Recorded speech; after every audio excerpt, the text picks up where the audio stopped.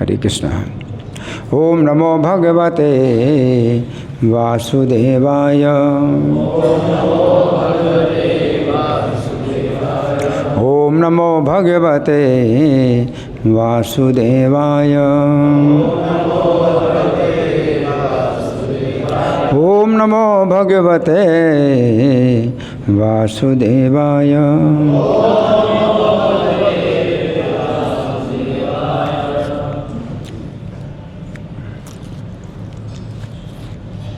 ग्रंथराज श्रीमद् भगवद गीता यथारूप अध्याय 9। अध्याय का नाम है परम गुह्य ज्ञान और श्लोक संख्या 13।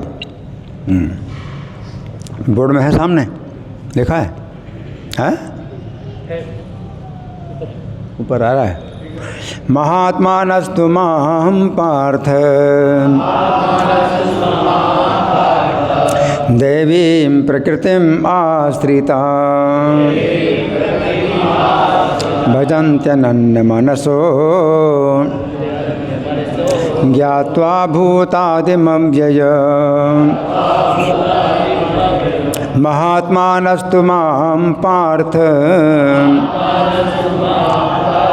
देवीं प्रकृतिम् आश्रिता भजन्त्यनन्यमनसो ज्ञात्वा भूतादिम् अव्यय। महात्मानस्तु मां पार्थ देवीं प्रकृतिम् आश्रिता भजन्त्यनन्यमनसो ज्ञात्वा भूतादिम् अव्यय। बोलिए।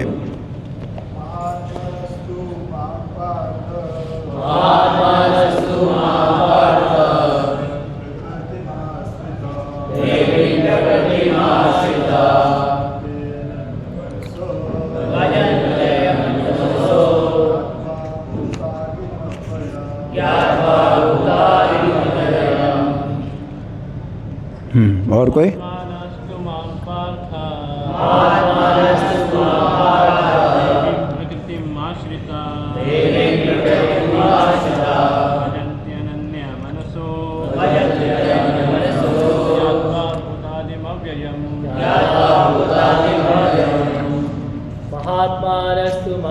पार्थ देवीं प्रकृतिमाश्रितः भजन्ति अनन्यमनसो ज्ञात्वा भूतादिमव्ययम्। वैष्णव देवियाँ।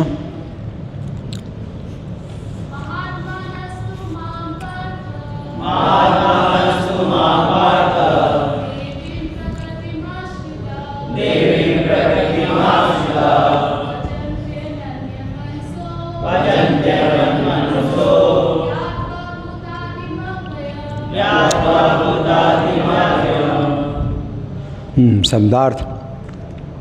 महाआत्मानः महापुरुष तो लेकिन माम मुझको पार्थ हे प्रथापुत्र दैवी प्रकृतिम प्रकृति के आश्रिताः शरणागत भजन्ति सेवा करते हैं अनन्य मनसः अविचलित मन से ज्ञात्वा जानकर भूत सृष्टि का आदिम उद्गम अव्ययम अविनाशी। अनुवाद मेरे पीछे बोलिए। हे पार्थ मोह मुक्त महात्मा जन दैवी प्रकृति के संरक्षण में रहते हैं। वे पूर्णतः भक्ति में निमग्न रहते हैं क्योंकि वे मुझे आदि तथा अविनाशी भगवान के रूप में जानते हैं। तो यहाँ पर भगवान जो है क्या कह रहे हैं, महात्मानः तू, तू शब्द आया यहाँ पर, तू का मतलब है किंतु। तो पिछले श्लोक में जो बात बताई गई है, तो जब उससे अलग बात बताई जाए तो फिर तू शब्द का प्रयोग किया गया, किंतु, है ना। तो पिछले श्लोक में क्या बात बताई गई थी कि जो भगवान को नहीं मानते या भगवान को तुच्छ मानते हैं, है ना, तो वे जो है कैसे हैं, राक्षसी प्रकृति के आश्रित हैं, या आसुरी प्रकृति के आश्रित हैं, या मोहिनी प्रकृति के आश्रित हैं। तो 3 प्रकार की प्रकृतियों का जो है वर्णन किया गया कि जो लोग कृष्ण को जो है नहीं मानते, परमेश्वर नहीं मानते, तो 3 प्रकार की प्रकृति के आश्रित है ना। तो अब भगवान यहाँ तू शब्द का प्रयोग कर रहे हैं, किंतु जो महात्मा लोग होते हैं वो उपरोक्त 3 प्रकार की प्रकृति में आश्रित नहीं होते, दैवी प्रकृति के आश्रित होते हैं, है ना। महात्मानस्तु माम पार्थ दैवीं प्रकृति में, दैवी प्रकृति के आश्रित होते हैं, है ना। और जब दैवी प्रकृति आश्रित होते हैं तो भजन्ति अनन्य मनसो माम, मेरा अनन्य मन से भजन करते हैं। जो दैवी प्रकृति है वो उनसे अनन्य भजन कराती है, ज्ञात्वा भूताद्यमव्ययम्, और वो जान भी पाते हैं कि संपूर्ण सृष्टि के जो है कृष्ण ही आदि हैं और अविनाशी भी, है ना। तो हम सुनेंगे प्रभुपाद तात्पर्य में क्या लिखते हैं। शिला प्रभुपाद की जय। इस श्लोक में महात्मा का वर्णन हुआ है। महात्मा का सबसे पहला लक्षण ये है कि वो दैवी प्रकृति में स्थित रहता है। दैवी प्रकृति स्थित या आश्रित, दैवी प्रकृति आश्रित है। तो दैवी प्रकृति को जो है कभी कभी प्रभुपाद बोलते हैं कि राधा रानी, तो राधा रानी जो है भगवान की आह्लादनी शक्ति हैं, है ना, तो उनके आश्रित होते हैं। तो जब राधा रानी के आश्रित होते हैं तो जीवात्मा वैसे तो क्या तटस्था प्रकृति है, तटस्था प्रकृति है, तो उसमें दोनों प्रकार की प्रवृत्तियां हैं, या तो कृष्ण की शरण ले या कृष्ण से स्वतंत्र। तो स्वतंत्र होने का भी विचार आता है जीव के अंदर, और कृष्ण की शरण लेने का भी विचार आता है। तो वो अपना जो है एक स्थिर विचार नहीं रख सकता है, तो फिर उसको जो है किसी न किसी प्रकृति आश्रित होना पड़ता है कि इधर रहे या उधर रहे, है ना। तो जो दैवी प्रकृति है, तो अगर उसका आश्रय लेंगे तो फिर कृष्ण का जो है क्या है, अनन्य भजन होगा, कृष्ण का अनन्य भाव से भजन होगा, अन्य कोई नहीं है। कृष्ण का अनन्य भाव से भजन करते हैं, अन्य नहीं है, कृष्ण ही मेरे हैं। तो दैवी प्रकृति आश्रित होते हैं। तो दैवी प्रकृति न मतलब राधा रानी। तो राधा रानी के अंदर क्या भाव है ना, राधा रानी के भाव। शिक्षाष्टकम का अंतिम श्लोक, शिक्षाष्टकम का अंतिम श्लोक, यथा तथा व विधातु लंपटो, वो मेरे साथ चाहे जितना भी अन्याय करें, लंपट हैं, उनकी मर्जी है, वो मेरे साथ में चाहे जितना अन्याय करें, चाहे वो मेरा गाढ़ आलिंगन करें अथवा दर्शन न देकर मर्माहत करें, यथा तथा वा, वो जैसा भी आचरण करें वो लंपट हैं। लेकिन मत प्राणनाथ स एव ना अपरा, वो मेरे ही प्राण ना अपरा, अन्य नहीं। तो यहाँ पर अनन्य भजन का मतलब यही है, भजन अनन्य मनसो। यहाँ पर राधा रानी कहते हैं कि ना अपरा, अन्य कोई नहीं है, मेरे प्राणनाथ वही हैं, स एव, है ना, मत प्राणनाथ स एव ना अपरा, वो ही मेरे प्राणनाथ हैं और कोई नहीं है। चाहे वो जो कुछ भी करें, अन्याय करें, न्याय करें, चाहे जो है मेरे पक्ष में कार्य करें और चाहे मेरे विरुद्ध कार्य करें। तो ये राधा रानी का भाव है समर्पण। तो राधा रानी जो है एक ऐसी प्रकृति है भगवान की जो कि भगवान को समर्पित रहती है और भगवान से स्वतंत्र होने का विचार होता ही नहीं। ये प्रकृति दैवी प्रकृति है।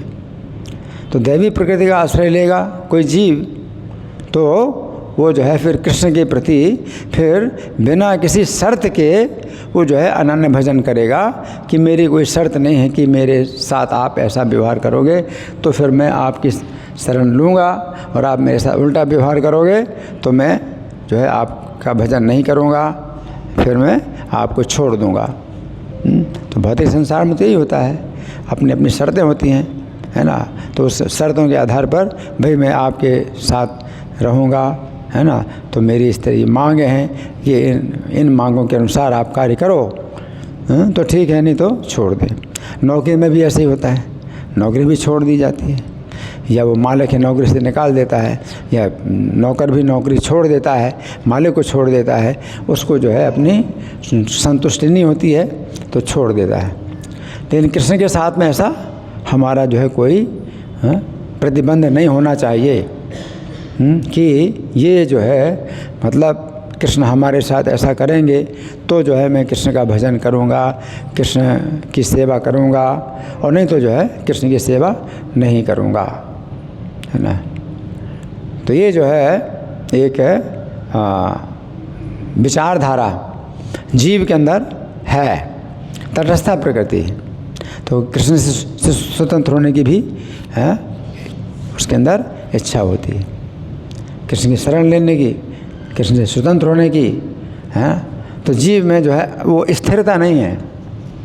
तो स्थिरता लाने के लिए है, तो जैसे तट में स्थित कोई व्यक्ति होता है तो उसकी दोनों संभावना है कि वो तट में सुरक्षित हो जाए, तट में आकर के, और नहीं तो पानी में चला जाए, नदी में बह जाए, है ना। तो जीव भी इसी प्रकार से कि इधर माया है ना, और यहाँ कृष्ण है ना। तो वो जो है कृष्ण की शरण लेगा या माया की शरण लेगा तो फिर जो है बड़ा खतरा है। माया की शरण लेगा तो बहुत खतरा है। तो इसलिए दैवी प्रकृति में आश्रिता, तो दैवी प्रकृति के आश्रित होते हैं, है ना। तो यहाँ प्रभुपाद लिख रहे हैं कि महात्मा का सबसे पहला लक्षण ये है कि वो दैवी प्रकृति में स्थित रहता है। आगे वो भौतिक प्रकृति के अधीन नहीं होता। और ये होता कैसे है, इसकी व्याख्या 7वें अध्याय में की गई है। जो भगवान श्री कृष्ण की शरण ग्रहण करता है वो तुरंत ही भौतिक प्रकृति के वश से मुक्त हो जाता है ना। तो बस यही है कि कृष्ण की शरण लें। लेकिन कृष्ण की शरण कैसे लें, तो दैवी प्रकृति की आश्रित हो, तब हम कृष्ण की शरण ले सकते हैं।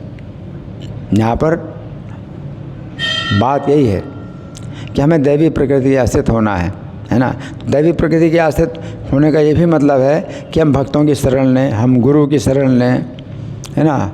हम भक्तों के समाज में रहें, तो भक्तों के समाज में रहते हैं और दूसरे भक्तों को देखते हैं कि वो कैसे भक्त भजन कर रहे हैं भगवान का, और कई प्रकार की असुविधाओं में भी वो कृष्ण का भजन करते हैं और छोड़ के नहीं जाते हैं। तो कोई भी भक्त जो है उसके अंदर विचार आता है कि मैं छोड़ के चला जाऊं, तो देखते हैं कि ये भी भक्त जो है कैसे रह रहे हैं, और इनको जो है कई प्रकार की असुविधाएं हो रही हैं तो भी ये कृष्ण का भजन कर रहे हैं, तो मैं क्यों। तो दैवी प्रकृति के आश्रित होने का ये भी मतलब है, राधा रानी के आश्रित होना, या गुरु के आश्रित होना, या वैष्णवों के आश्रित होना। तो हमें आश्रय लेना पड़ता है ना। तो हम प्रभुपाद की शरण लेते हैं, है ना, हम गुरु की शरण लेते हैं, हम भक्तों की शरण लेते हैं। तो ये दैवी प्रकृति है ना। आगे प्रभुपाद लिखते हैं, यही वो पात्रता है, जो ही कोई भगवान को शरणागत हो जाता है वो भौतिक प्रकृति के वश से मुक्त हो जाता है। यही मूलभूत सूत्र है। तटस्थ शक्ति होने के कारण जीव जो ही भौतिक प्रकृति के वश से मुक्त होता है त्यों ही वो आध्यात्मिक प्रकृति के निर्देशन में चला जाता है। तो दैवी प्रकृति मतलब आध्यात्मिक प्रकृति है, तो आध्यात्मिक प्रकृति का भी निर्देशन मिलता है। आध्यात्मिक प्रकृति निर्देशन कैसे मिलता है, हमें दूसरे भक्तों के द्वारा गाइडेंस मिलता है ना। जो अपने लीडर है, हाँ, उनके द्वारा गाइडेंस मिलता है, जो गुरु हैं उनके द्वारा गाइडेंस मिलता है। प्रभुपाद की भी शिक्षाएं हैं, प्रभुपाद की पुस्तकें हैं, उनसे भी हमें गाइडेंस मिलता है ना। और कृष्ण गीता में जो बोल रहे हैं उनसे हमें गाइडेंस मिलता है। तो ये गाइडेंस है ना। तो यहाँ पर आध्यात्मिक प्रकृति के निर्देशन में चला जाता है। आगे आध्यात्मिक प्रकृति का निर्देशन ही दैवी प्रकृति कहलाती है। इस प्रकार से जब कोई भगवान के शरणागत होता है तो उसे महात्मा पद की प्राप्ति होती है ना। तो महात्मा आजकल तो जो है महात्मा सब बड़ा सरल है, बड़ा आसान है। जैसे गांधी जी को महात्मा गांधी तो बहुत प्रचलित है, महात्मा गांधी, है ना। लेकिन इस गीता के अनुसार महात्मा कैसा होता है? भजन अनन्य मनसो, मेरा अनन्य मन से भजन करता है, मेरा अनन्य मन से भजन करता है। लेकिन जैसे गांधी जी थे तो वो गांधी जी क्या है, वो देशवासियों का भजन करते थे, देशवासियों की सेवा में उनका जो है पूरा तन मन धन अर्पित था, देशवासियों की सेवा में, भारतवासियों की सेवा में, है ना। जैसे कि गांधी जी जब इंग्लैंड गए हैं तो इंग्लैंड में उनसे पूछा गया कि आपको ये इंग्लैंड कैसा लगा है, लंदन कैसा लगा, है ना। तो गांधी जी बोले कि लंदन तो बहुत अच्छा लगा मुझे, लेकिन मैं चाहता हूँ कि लंदन में जितनी सुविधाएं मिलती हैं जीवन की, हमारे भारत में हर व्यक्ति को ये जीवन की सुविधाएं मिलें। तो ये वो चाहते थे, है ना। लेकिन अब वो जीवन की सुविधाएं, इंद्रिय तृप्ति की सुविधाएं, है ना, ये तो नरक में ले जाएंगे। तो गांधी जी के पास जो है मतलब इतनी दृष्टि नहीं थी कि अगले जीवन के लिए हम क्या कर रहे हैं, इतनी दृष्टि नहीं थी। लेकिन प्रभुपाद गए लंदन में और प्रभुपाद से पूछा आपको लंदन कैसा लगा, तो प्रभुपाद ने क्या कहा, लंदन बेकार है, लंदन बेकार है, ये इसमें क्या है, प्लास्टिक है और पेपर है और क्या है, कुछ भी नहीं है, बेकार है।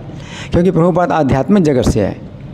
प्रभुपाद की जो है इच्छा ये है कि चाहे भारत का हो चाहे विदेशी कोई भी हो, अगर मनुष्य का शरीर प्राप्त हुआ है तो जो है ऐसे दिशा में चले कि वो भगवान के धाम जाए और जन्म मरण के कष्ट से छूट जाए।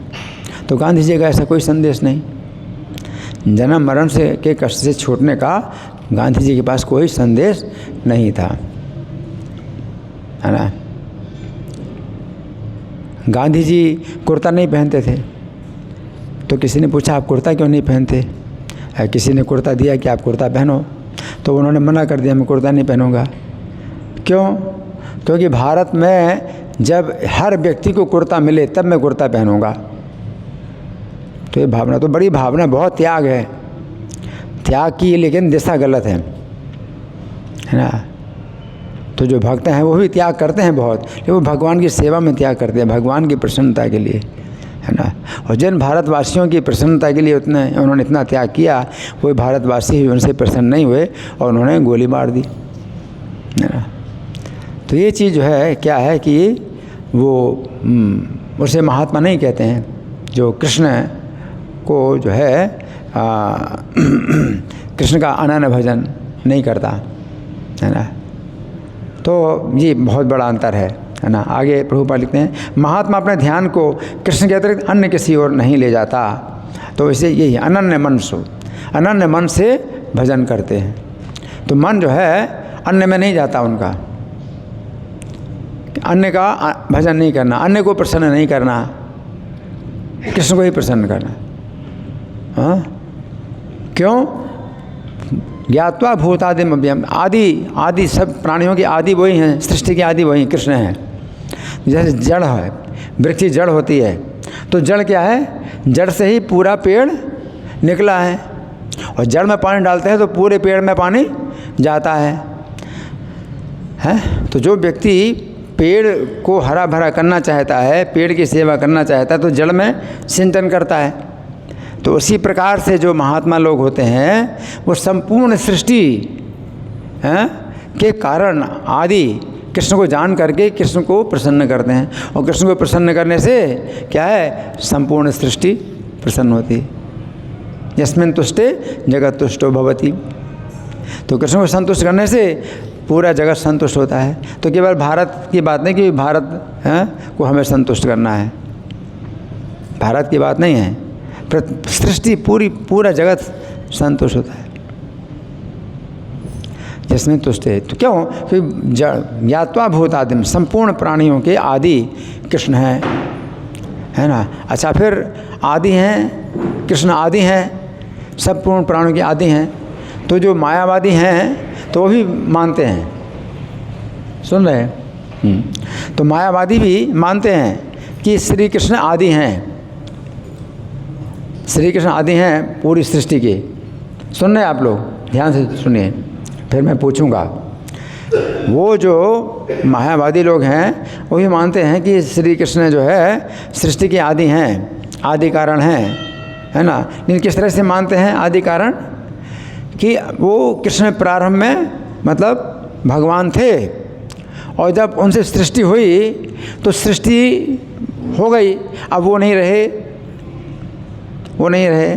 जैसे कि मान लीजिए कि बड़ा कागज़ है और मैंने टुकड़े टुकड़े कर दिए तो टुकड़े टुकड़े हो गए, अब कागज़ नहीं रहा। तो इसी प्रकार से भगवान जो है सृष्टि के आदि में थे, और अब क्या हो गया, सृष्टि बन गई भगवान से, तो अब भगवान नहीं रहे, अब सृष्टि हो गई, है ना। तो ये जो है मतलब पूरा ज्ञान नहीं है। यहाँ पर भगवान कह रहे हैं कि वो जो महात्मा हैं वो कृष्ण को जानते हैं कि कृष्ण से ही सृष्टि उत्पन्न हुई है, कृष्ण ही आदि हैं सृष्टि के, लेकिन वो अविनाशी भी हैं, उनसे अनंत सृष्टियाँ निकलती हैं और वो ज्यों के त्यों रहते हैं। ओम पूर्णमदः पूर्णमिदं पूर्णात् पूर्णमुदच्यते पूर्णस्य पूर्णमादाय पूर्णमेवावशिष्यते। तो भगवान से बहुत पूर्ण सृष्टि निकलती है और बहुत सी पूर्ण सृष्टियाँ निकलती हैं, लेकिन भगवान फिर भी पूर्ण के पूर्ण बने रहते हैं। तो ये अंतर है। इसलिए केवल सृष्टि का आदि मानना कृष्ण को कि कृष्ण सृष्टि के आदि हैं पर्याप्त नहीं है, हाँ। तो वो निराकारवादी कहते हैं हाँ हम भी मानते हैं कृष्ण जो है भगवान सृष्टि के आदि हैं, लेकिन फिर अविनाशी नहीं मानते, हाँ। जब सृष्टि नहीं थी तो भगवान थे, और अब सृष्टि हो गई तो अब भगवान नहीं रहे, भगवान के खंड खंड हो गए, हैं। और जब सृष्टि समाप्त हो जाएगी तो फिर भगवान हो जाएंगे।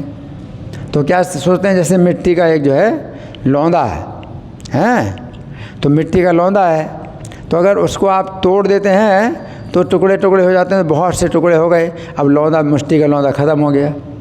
और जब उस पूरे सब टुकड़ों को जोड़ दिया जाए तो मिट्टी का लौंदा हो गया। तो इसी प्रकार से भगवान जो है सृष्टि के प्रारंभ में भगवान रहते हैं, और जब सृष्टि हो गई तो भगवान नहीं रहे, और प्रलय हुई तो सब इकट्ठे हो गए, अब भगवान बन गए, अब सृष्टि नहीं रही। तो इसका मतलब क्या है कि भगवान जो है आदि तो हैं लेकिन अविनाशी नहीं है। लेकिन यहाँ पर क्या कहा गया है, भगवान सृष्टि के आदि भी हैं और अविनाशी भी हैं, वे ज्यों के त्यों बने रहते हैं। और कृष्ण को प्रसन्न करने से पूरी सृष्टि प्रसन्न होती है, पूरी सृष्टि प्रसन्न होती है ना। तो यहाँ पर प्रभुपाद लिख रहे हैं कि महात्मा अपने ध्यान को कृष्ण के अतिरिक्त अन्य किसी और नहीं ले जाता, क्योंकि वो भली भांति जानता है कि कृष्ण ही आदि परम पुरुष समस्त कारणों के कारण है, इसमें तनिक भी संदेह नहीं है। ऐसा महात्मा अन्य महात्माओं या शुद्ध भक्तों की संगति से प्रगति करता है। शुद्ध भक्त तो कृष्ण के अन्य स्वरूपों यथा चतुर्भुज महाविष्णु रूप से भी आकृष्ट नहीं होते। वे ना तो कृष्ण के अन्य किसी रूप से आकृष्ट होते हैं, न ही वे देवताओं या मनुष्यों के किसी रूप की परवाह करते हैं। वे कृष्ण भावनामृत में केवल कृष्ण का ध्यान करते हैं, वे कृष्ण भावनामृत में निरंतर भगवान की अविचल सेवा में लगे रहते हैं, है ना। तो यहाँ पर प्रभुपाद फिर कुछ और भी गहराई में जाते हैं, हाँ। तो एक तो यह है कि भाई वैष्णव जो है, वैष्णवों में कोई वैष्णव जो है भगवान के किसी दूसरे अवतार के भी भक्त होते हैं। तो कोई नरसिंह भगवान के भक्त हैं, और कोई बराह भगवान के भक्त हैं, कोई कूर्म भगवान के भक्त हैं, और कोई राम के भक्त हैं। तो ऐसे तो उनका भी स्वरूप अगर उनकी भक्ति में है, उनका मन अगर स्थिर है, तो उस वैकुंठ में वो जाते हैं, तो कोई अंतर नहीं है। लेकिन यहाँ पर प्रभुपाद एक दूसरी बात भी बोल रहे हैं, जो कृष्ण के भक्त हैं, है ना, तो वो जो है कृष्ण को उन अवतारों का भी आदि मानते हैं। जो विष्णु की भक्ति में भी वो आकृष्ट नहीं होते। तो जैसे ब्रज की गोपियाँ हैं, है ना, तो वो जो है भगवान जो है अपना विष्णु चतुर्भुज रूप प्रकट करते हैं, तो गोपियाँ जो है उनको प्रणाम करती हैं कि हे नारायण आपको प्रणाम है, और क्या आपने कृष्ण को देखा है, और चलेंगे कृष्ण को ढूंढने चलेंगे। तो कृष्ण ने परीक्षा ली गोपियों की कि क्या ये चतुर्भुज रूप से मेरे चतुर्भुज रूप से आकृष्ट होती हैं, कि वो आकृष्ट नहीं हो रही। तो ऐसे कृष्ण के भी भक्त होते हैं, है ना। तो वो अलग बात है। लेकिन अगर कोई भक्त जो है राम के प्रति आकर्षित है, तो चैतन्य महाप्रभु के जो है इस आंदोलन में एक मुरारी गुप्त थे जो राम के भक्त थे, है ना। तो चैतन्य महाप्रभु का उन्होंने भी चरित्र लिखा, उन्होंने भी चैतन्य, उसका नाम क्या है, चैतन्य चरित अमृत महाकाव्य, ऐसे कुछ नाम दिया है। तो वो संस्कृत में है और उसके आधार पर कृष्णदास कविराज ने चैतन्य चरितामृत की रचना की। लेकिन वो राम के भक्त थे चैतन्य महाप्रभु के प्रति उनकी जो भावना थी वो ऐसी थी जैसे हनुमान जी की राम के प्रति हो। वो अपना जो है अपने उपास्य देव राम ही देखते थे चैतन्य महाप्रभु के रूप में। तो ऐसा भी है ना।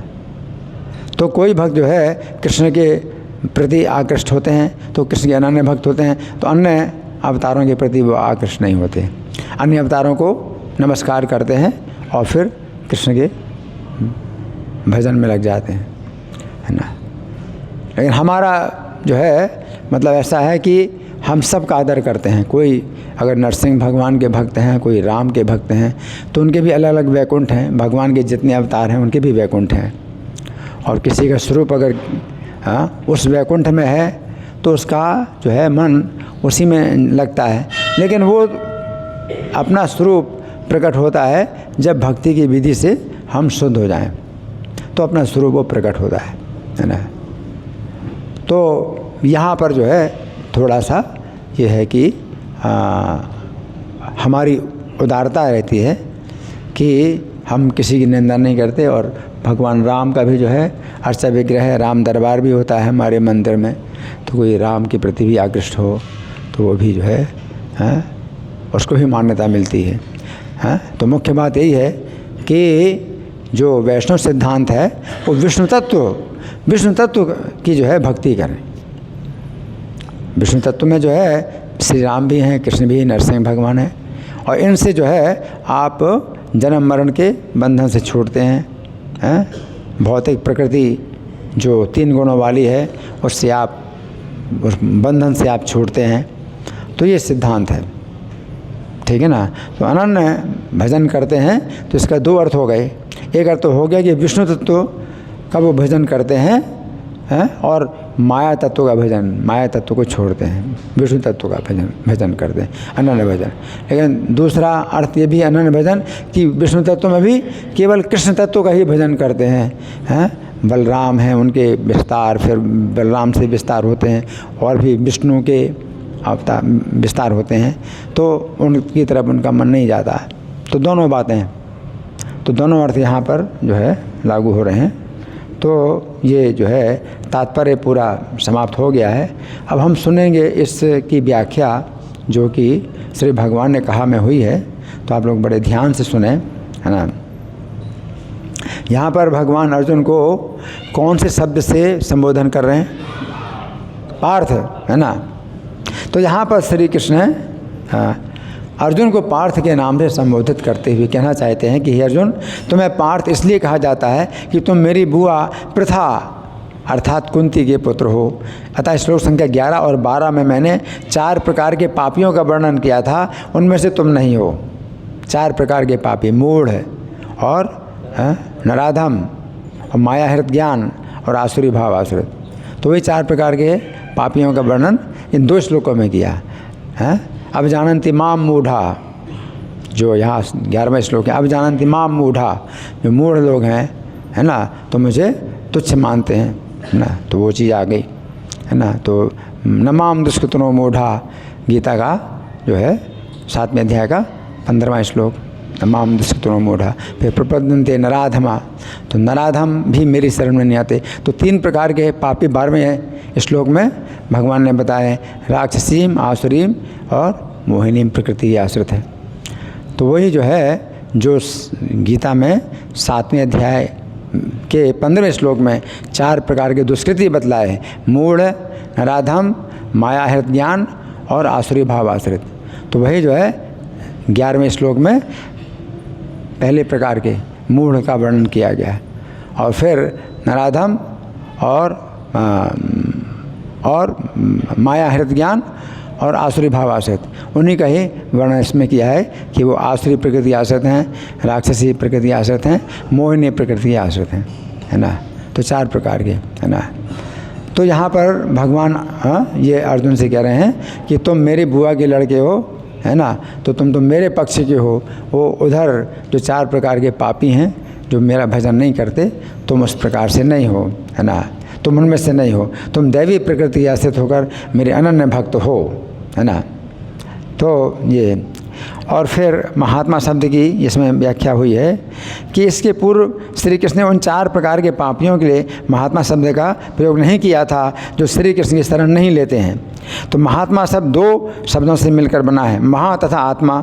महा शब्द का अर्थ है महान और आत्मा शब्द का अर्थ है व्यक्ति। इस प्रकार महात्मा शब्द का अर्थ हुआ महान व्यक्ति। तो ये बात समझने की कि जो व्यक्ति श्री कृष्ण को महान समझता है वो महान बन जाता है। महात्मा का मतलब क्या है? तो वो महान व्यक्ति जो है कैसे बनता है? तो कृष्ण को जब महान समझता है। और जो व्यक्ति श्री कृष्ण को तुच्छ समझता है वो तुच्छ बनता है। वो क्या सोचता है कि मैं बड़ा बन जाऊंगा, कृष्ण को मैं छोटा समझता हूँ तो मैं बड़ा बन जाऊंगा, तो वो क्या होता है? वो छोटा बन जाता है।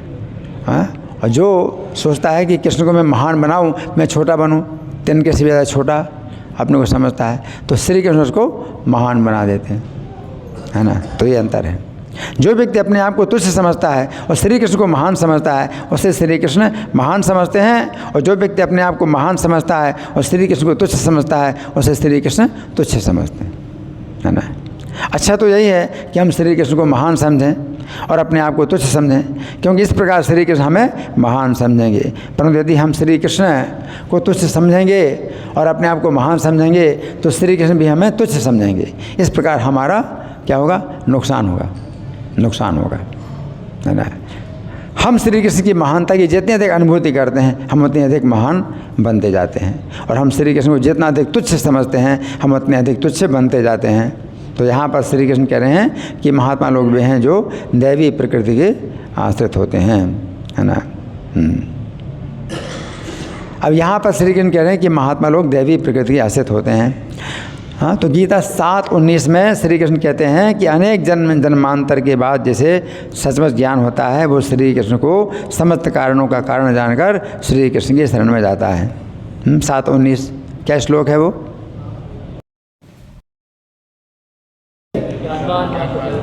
ज्ञानवान माम प्रपद्यते वासुदेवा सर्वमिति स महात्मा सुदुर्लभा, है ना। तो श्री कृष्ण को सर्वम वासुदेवा सर्वमिति इस प्रकार जान करके जो शरण लेता है तो जो है महात्मा, सुदुर्लभ महात्मा, है ना। सुदुर्लभ महात्मा, इसका मतलब ये भी है कि बहुत से महात्मा हैं जो सुलभ हैं, सस्ते महात्मा हैं।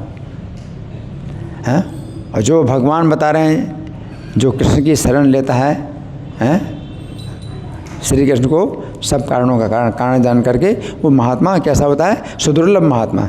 इस प्रकार इसका मतलब है 2 प्रकार के महात्मा हैं। हम किसी को भी महात्मा नाम दे देते हैं, भाई बड़े महात्मा हैं ये, है ना, तो ये बस सस्ते महात्मा है। और एक सुदुर्लभ महात्मा, तो भगवान सुदुर्लभ महात्मा की बात कर रहे हैं कि जो मेरे शरण में आता है ना। और कैसे? वासुदेवा सर्वम, वासुदेव ही सब कुछ हैं। तो वो लोग जो है क्या व्याख्या करते हैं कि वासुदेव सब कुछ हैं, इसका मतलब है ये भी वासुदेव वो भी वासुदेव, हम सबको वासुदेव मान रहे हैं। इसका ये अर्थ नहीं है, इसका ये अर्थ नहीं है। जो मायावादी हैं वो तो यही कहते हैं वासुदेव सर्वम विधि, तो हम इनको भी वासुदेव मान लें, इनको भी वासुदेव, सब वासुदेव हैं, सब वासुदेव बैठे हैं। अगर ये अर्थ होता तो फिर कृष्ण क्यों कहते मेरी शरण में आता है वो? फिर तो हम जो है सबकी शरण लेंगे, हम फिर मंदिर में जो कृष्ण हैं उनकी शरण नहीं लेंगे। हैं, मंदिर में जाने की क्या आवश्यकता है? ये भी तो कृष्ण हैं, ये भी कृष्ण हैं, सब तो कृष्ण हैं, तो मंदिर में जो कृष्ण हैं तो उनके पास क्यों जाएं? वासुदेवा सर्वम का क्या ये मतलब है? अगर ये मतलब होता तो कृष्ण फिर क्यों कहते कि मेरी शरण में आता है वासुदेवा सर्वम? तो वासुदेव सर्वम का मतलब क्या है?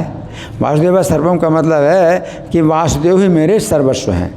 तुम्हें माता च पिता तुम्हें, आप ही मेरे माता हैं, आप ही मेरे पिता हैं। तुम्हें बंधु च सखा, तुम आप ही मेरे बंधु हैं, आप ही मेरे सख हैं, तुम्हें विद्या द्रविणम, तुम्हें आप ही मेरी विद्या हैं, आप ही मेरे संपत्ति हैं। तुम्हें सर्वम मम देव देव, तो आप ही मेरे सब कुछ हैं। तो वासुदेव सर्वम का मतलब क्या हुआ?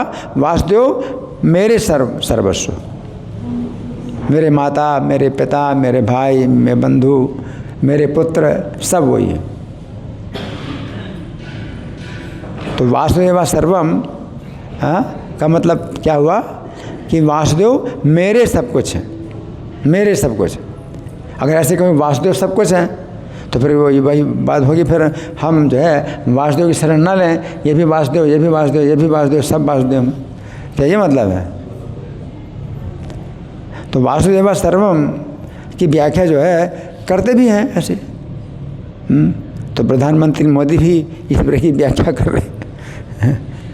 प्रधानमंत्री मोदी ने भी इसी प्रकार की व्याख्या की, वासुदेव सर्वम के भाव में हम आ जाएं, हम सबको ही वासुदेव समझ लें। वासुदेव सर्वम का भाव है भाई सब वासुदेव है, तो गहराई है ना। वासुदेव सर्वम का मतलब है कि वासुदेव मेरे सर्वस्व हैं, मेरे माता भी हैं, मेरे पिता भी हैं, मेरे बंधु हैं, सखा हैं, भाई हैं, पुत्र हैं, सब मेरे हैं, वही मेरे हैं। जिसे राधा रानी कहती हैं मत प्राणनाथ स्तुता है, वो मेरा प्राणनाथ है, और कोई नहीं, और कोई नहीं, वही मेरा प्राणनाथ है ना। तो अपना सब कुछ कृष्ण को ही मतलब मानना है ना, ये मतलब है ना। तो ऐसा महात्मा अत्यंत दुर्लभ होता है। तो उक्त श्लोक के तात्पर्य में श्रील प्रभुपाद लिखते हैं, इस अवसर पर वो समझ सकता है कि श्री कृष्ण की कृपा ही सर्वस्व है। इसका ये मतलब प्रभुपाद बता रहे हैं। वासुदेव सर्वम का मतलब क्या है? वासुदेव की कृपा ही सर्वस्व है। ये भी जो प्रभुपाद बताते हैं, ये अर्थ भी इसका लिया जा सकता है कि श्री कृष्ण की कृपा ही सर्वस्व है, वही सब कारणों के कारण हैं। ये भी इसका अर्थ माना जा सकता है कि कृष्ण ही सब कारणों के कारण है ना। ईश्वर परमः कृष्ण सच्चिदानंद विग्रह आदिर गोविंद सर्व कारण कारणम, सब कारणों के कारण वो हैं कृष्ण। तो वासुदेव सर्वम के ये सब अर्थ जो है भक्ति परक है। लेकिन वासुदेव सर्वम भाई हमारी देश में सब वासुदेव हो गए, अब हमें मंदिर जाने की जरूरत नहीं है, हम इनकी पूजा कर लें, इनकी पूजा कर लें, किसी की पूजा कर लो, वासुदेव सर्वम है। फिर वो मंदिर क्यों जाएगा? फिर भगवान के रूप का जो है फिर वो क्यों जो है महत्व देगा? ये भी रूप हैं भगवान के, सब भगवान के रूप हैं। तो फिर तो इसलिए वो व्याख्या जो है वो भक्ति की विरोधी है ना। जहाँ प्रभुपाद लिखते हैं कि वे सब कारणों के कारण हैं और ये जगत उनसे स्वतंत्र नहीं है। वासुदेव सर्वम का मतलब है कि ये जगत उनसे स्वतंत्र नहीं, सब कारणों के कारण। इसका ये भी अर्थ है, जैसे कि मान लीजिए कि कॉलेज में कोई जो है जो प्रिंसिपल होता है ना, कॉलेज का प्रिंसिपल होता है, तो उसको हम कहते हैं भाई ये प्रिंसिपल ही सब कुछ है इस कॉलेज के। इसका मतलब क्या है? प्रिंसिपल का ही पूरा अधिकार है और पूरा नियंत्रण है। तो हम कहते हैं भाई प्रिंसिपल साहब आप ही इस कॉलेज में सब कुछ हैं, होता है ना। तो कृष्ण ही सब कुछ है का मतलब क्या है? पूरी सृष्टि में जो है कृष्ण का ही पूरा नियंत्रण है, कृष्ण ही सब कुछ है। तो ये अर्थ भी जो है भक्ति परक है, भक्ति के अनुकूल है ना। तो यहाँ प्रभुपाद लिख रहे हैं आगे, और वो अनुभव करता है कि प्रत्येक वस्तु का परमेश्वर श्री कृष्ण से संबंध है ना। तो श्री कृष्ण से संबंध है प्रत्येक वस्तु का। तो जैसे कि जड़ से है ना पूरा पेड़ निकला है, तो हम कहते हैं कि जड़ ही सब कुछ है, पेड़ में जड़ ही सब कुछ है। इसका मतलब क्या है कि पेड़ को अगर आप सिंचन करोगे तो पेड़ का जो है सिंचन हो जाएगा, और जड़ को काट दोगे तो पूरा पेड़ क्या हो गया? नष्ट हो जाएगा। तो जड़ ही सब कुछ है, तो हम कह सकते हैं जड़ ही सब कुछ है। तो यहाँ प्रभुपाद एक ये अर्थ निकाल रहे हैं है ना आगे। इस प्रकार वो प्रत्येक वस्तु को श्री कृष्ण से संबंधित समझता है। इस प्रकार की वासुदेवमयी व्यापक दृष्टि होने पर वो भगवान श्री कृष्ण को परम लक्ष्य मानकर शरणागति प्राप्त करता है ना। फिर अनन्य भजन है। वे अनन्य मन से भजन करते हैं, है ना। तो इस श्लोक के तात्पर्य में प्रभुपाद लिखते हैं, महात्मा अपने ध्यान को श्री कृष्ण के अतिरिक्त अन्य किसी और नहीं ले जाता, क्योंकि वो भली भांति जानता है कि श्री कृष्ण ही आदि परम पुरुष समस्त कारणों के कारण है। इसमें तनिक भी संदेह नहीं है। तो श्रील प्रभुपाद के इन शब्दों से पता चलता है कि महात्मा इस बात को अच्छी तरह समझ लेता है कि उसे श्री कृष्ण के अतिरिक्त किसी अन्य की शरण नहीं लेना है ना। किसी अन्य की शरण नहीं लेना है ना। किसी अन्य देवता की शरण नहीं लेना है ना। किसी अन्य की शरण नहीं लेना है, क्योंकि यदि श्री कृष्ण उसकी रक्षा करेंगे तो उसका कोई क्या बिगाड़ सकता है ना। तो अनन्य शरण, अनन्य भजन करते हैं। अगर कृष्ण उसकी रक्षा करेंगे तो उसका कौन बिगाड़ सकता है। तो अन्य की शरण क्यों लूँ, अतः वो क्यों किसी अन्य की शरण ले। और यदि श्री कृष्ण उसकी रक्षा नहीं करेंगे तो उसकी रक्षा कौन कर सकता है, अतः वो क्यों किसी अन्य की शरण ले। कृष्ण अगर नहीं रक्षा करेंगे तो कोई रक्षा नहीं कर पाएगा, तो अन्य की शरण लेने की ज़रूरत ही नहीं है ना। अन्य की शरण लेना ही नहीं है। अगर कृष्ण रक्षा करेंगे तो कोई बिगाड़ नहीं सकता, और कृष्ण रक्षा नहीं करेंगे तो कोई बचा नहीं सकता। तो अन्य की शरण नहीं लेना है ना। आगे अनन्य शब्द का निर्माण दो शब्दों से हुआ है, अन और अन्य। अन शब्द का अर्थ है नहीं, और अन्य शब्द का अर्थ है दूसरा व्यक्ति। इस प्रकार अनन्य शब्द का अर्थ हुआ श्री कृष्ण के अतिरिक्त दूसरा व्यक्ति नहीं। तो यहाँ पर श्री कृष्ण कह रहे हैं कि महात्मा लोग श्री कृष्ण का ही भजन करते हैं, किसी अन्य का भजन नहीं करते। तो यहाँ पर श्री कृष्ण कह रहे हैं कि महात्मा लोग श्री कृष्ण का अनन्य भजन करते हैं। इसका अर्थ ये भी है कि वे श्री कृष्ण के भजन में शिव जी, दुर्गा जी, गणेश जी आदि अन्य देवताओं और देवियों का भजन नहीं मिलाते हैं, है ना। तो आजकल होता भी है ना भजन, हैं। बोलो भाई किसके भजन सुनना चाहते हो, हैं। तो लोग जो है अपनी पसंद बताते हैं। हाँ हमको देवी का भजन सुन, तो देवी का भजन सुनाने लगे। किसका भजन सुनना है, कोई शिव जी का भजन, तो शिव जी का भजन सुनाने लगे। किसका भजन सुनना है तो उसी का भजन सुनाते हैं। हम तो सबका भजन करते हैं, तो बड़ा गुण अपना बताते हैं, हम सबका भजन करते हैं। लेकिन यहाँ पर भगवान कहते हैं कि ये गुण महात्मा का नहीं है।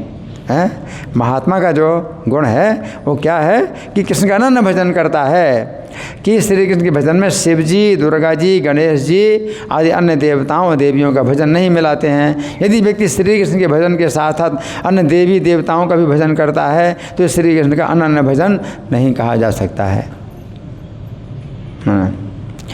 और ऐसा भजन करने वाला व्यक्ति महात्मा नहीं कहा जाएगा। नहीं, ये तो बड़े महात्मा हैं, तो सबका भजन करते हैं, है ना। इसलिए हमारे हरे कृष्ण आंदोलन के जितने मंदिर हैं उनमें शिव जी, दुर्गा जी आदि की अर्चा विग्रह नहीं होते हैं। इन मंदिरों में श्री कृष्ण के अथवा उनके ही अवतारों यथा राम, नरसिंह आदि की अर्चा विग्रह होते हैं, अथवा श्री कृष्ण के अन्य रूपों यथा चैतन्य महाप्रभु के ही अर्चा विग्रह होते हैं। श्री कृष्ण के साथ उनके विस्तार बलदेव जी का पूजन किया जा सकता है। श्री राम के साथ उनके विस्तार लक्ष्मण जी का पूजन किया जा सकता है। श्री कृष्ण के साथ उनकी आह्लादनी शक्ति श्रीमती राधा रानी, उनकी सखियों ललिता और विशाखा आदि की पूजा की जा सकती है। लेकिन श्री कृष्ण के साथ अलग से ललिता की पूजा नहीं करना है, विशाखा की पूजा नहीं, है ना। श्री राम के साथ उनके सेवक हनुमान जी की भी पूजा की जा सकती है, परंतु हनुमान जी की पूजा अलग से नहीं होती। अनन्य भजन का ही अर्थ है। तो यहाँ पर श्री कृष्ण कह रहे हैं कि महात्मा लोग श्री कृष्ण का अनन्य भजन करते हैं। तो यहाँ पर श्री कृष्ण कह रहे हैं कि महात्मा लोग अन्य देवी देवताओं का भजन छोड़कर केवल श्री कृष्ण का ही भजन, अनन्य भजन करते हैं। इस बात से कुछ लोगों के मन में शंका होती है, यदि इस प्रकार श्री कृष्ण का अनन्य भजन किया जाएगा तो अन्य देवी देवताओं का अपराध हो जाएगा। क्या कहेंगे, भाई हम तो सबकी पूजा करते रहे, अब हम उनकी पूजा छोड़ देंगे तो अपराध हो जाएगा, है ना। तो इस शंका का समाधान तो यह है कि यदि हम श्री कृष्ण के साथ अन्य देवी देवताओं का भजन करते हैं तो श्री कृष्ण का अपराध होता है। उनके साथ अन्य देवी देवताओं का भजन करते हैं तो श्री कृष्ण का अपराध होता है कि हमने श्री कृष्ण के ही समान अन्य देवी देवताओं को समझ लिया है। नाम का अपराध भी है ना। कितने नंबर का अपराध है? दूसरे नंबर का अपराध है कि श्री कृष्ण के समान है या स्वतंत्र अन्य देवी देवताओं को समझना, तो नाम का ही अपराध है ना। फिर जहाँ तक अन्य देवी देवताओं के भजन की बात है, हमें समझना चाहिए कि जिस प्रकार वृक्ष की जड़ को सींचने से वृक्ष के पत्तों, शाखाओं तथा तने सभी का सिंचन हो जाता है, उसी प्रकार श्री कृष्ण की पूजा करने से सभी देवताओं की पूजा स्वतः हो जाती है, उनके अलग से पूजा करने की आवश्यकता नहीं है। तो ये उत्तर हमारा होता है ना, कि जो वैष्णव होते हैं अन्य देवी देवताओं से ईर्ष्या नहीं करते हैं, क्योंकि कृष्ण के ही जो है ये द्वारा नियुक्त सेवक हैं और सृष्टि के कार्य में ये नियुक्त हैं देवी देवता, है ना। तो उनका हम आदर करते हैं, सम्मान करते हैं, है ना। लेकिन कृष्ण के भजन से वे भी संतुष्ट हो जाते हैं। यथा स्कंद शाखा नाम तरोर्मूलावसेचनम एवं आराधनम विष्णु सर्वेशम आत्मनस्य ही। जिस प्रकार से वृक्ष के जड़ का सिंचन करने से वृक्ष का तना और शाखाएं सब सिंचित हो जाती हैं, उसी प्रकार विष्णु की आराधना से सबकी आराधना हो जाती है और अपनी भी आराधना हो जाती है ना। तो ये जो है मतलब है। फिर अंतिम शब्द है भूत आदिम अव्ययम, अर्थात उन्होंने मुझे सभी का विनाशी उद्गम माना हुआ है। तो यहाँ पर श्री कृष्ण वो कारण बता रहे हैं कि महात्मा लोग अन्य देवताओं की पूजा को छोड़कर श्री कृष्ण ही भजन क्यों करते हैं, क्योंकि वे जानते हैं कि श्री कृष्ण ही सभी देवताओं के और सभी जीवात्माओं के आदि हैं और अविनाशी हैं। श्री कृष्ण ऐसे उद्गम नहीं है कि उनसे सब कुछ निकल गया तो वे शून्य हो गए, है ना। तो वही सोचते हैं। निराकारवादी क्या कहते हैं, है ना, कि श्री कृष्ण से सब निकला है, अब श्री कृष्ण क्या हो गए, जीरो हो गए। नहीं, श्री कृष्ण से सभी की उत्पत्ति होती है, परंतु श्री कृष्ण अव्यय रहते हैं, अव्यय, अर्थात श्री कृष्ण में कोई भी कमी नहीं आती है। तो मायावादी लोग समझते हैं यदि श्री कृष्ण से सब कुछ उत्पन्न हो गया तो श्री कृष्ण नहीं रहे, परंतु जो महात्मा हैं वे जानते हैं कि श्री कृष्ण से संपूर्ण सृष्टि निकलती है, परंतु फिर भी श्री कृष्ण में कोई भी कमी नहीं आती है। महात्मा लोग ये भी जानते हैं कि श्री कृष्ण का भजन करने से वे श्री कृष्ण के साथ कभी एक नहीं होंगे, सदैव श्री कृष्ण के आदि अविनाशी हैं। श्री कृष्ण सदैव सभी के आदि और अविनाशी पुरुष बने रहेंगे। ज्ञात्वा भूतादिमव्यम, तो श्री कृष्ण सबके आदि हैं और अविनाशी हैं। उनकी जो स्थिति है वो जो है ज्यों की तो बनी रहेगी और हम उनकी सेवा में रहेंगे।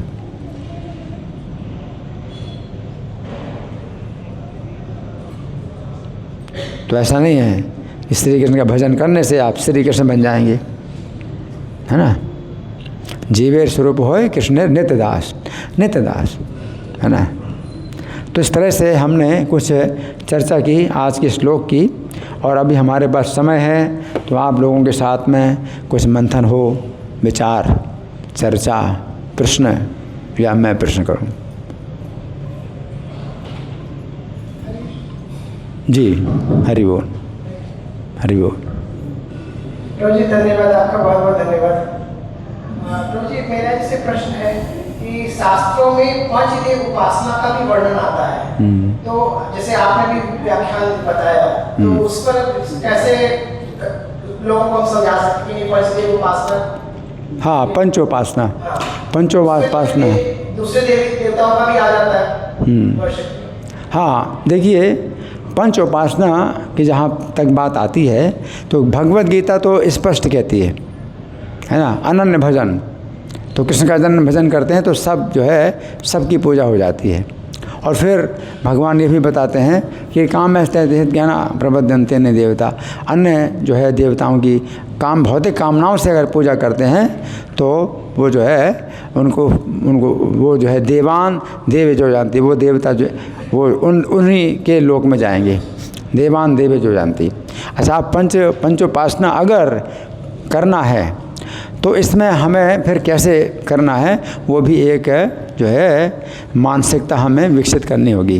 कैसी है कि आप शिव जी का भी भजन कर सकते हैं, शिव जी का भी भजन कर सकते हैं, लेकिन उसमें क्या है, निष्काम भाव से।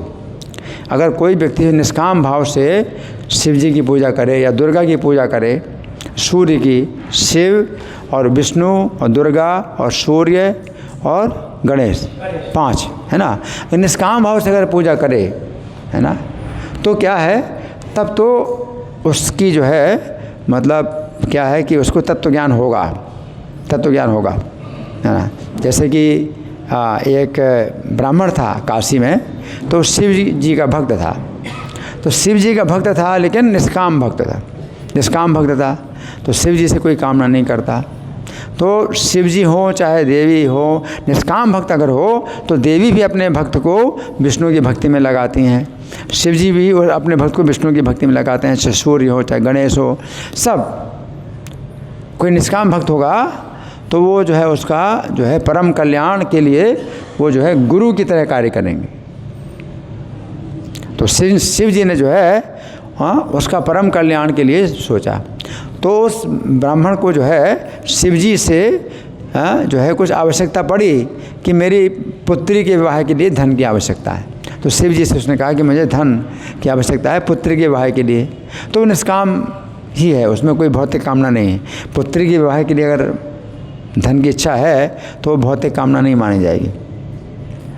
तो शिव जी जो है यही सोचते हैं कि इसको कैसे भगवान कृष्ण की भक्ति में लगाया जाए। तो शिव जी ने उसको क्या कहा कि सनातन गोस्वामी जो है एक वृंदावन में है एक महात्मा, उनके पास जाओ वो तुम्हें धन देंगे। अब क्यों? शिव जी ने चाल चली। तो कहने का मतलब यह है कि चाहे सूर्य की भक्ति करो, चाहे गणेश की, चाहे जो है दुर्गा की, ये सब जो है क्या करते हैं, विष्णु की तरफ ही भेजते हैं, निष्काम है ना। तो वो जो है सनातन गोस्वामी का पता लगा करके आया और सनातन गोस्वामी से कहा कि शिव जी ने मुझे भेजा है, मेरी पुत्री के विवाह के लिए मुझे धन की आवश्यकता है।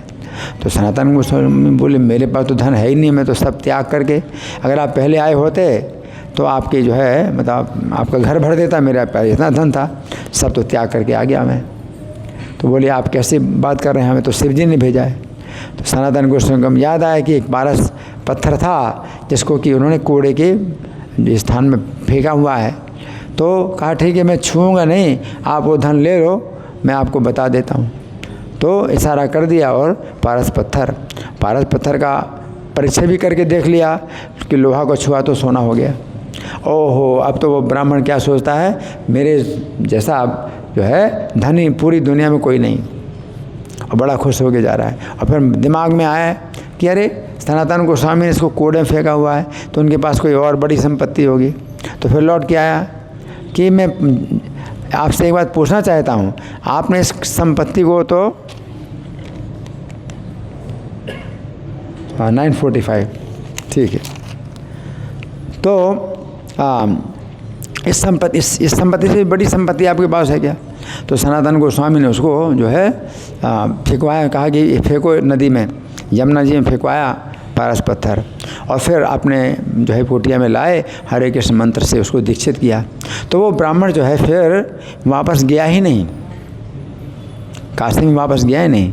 अब उसने समझ लिया कि कृष्ण जो है, अगर मैं कृष्ण का भजन करूंगा यहीं पर रह करके तो मेरी सब जो आवश्यकताएं पूरी हो जाएंगी मेरी, तो वो वापस गया ही नहीं काशी।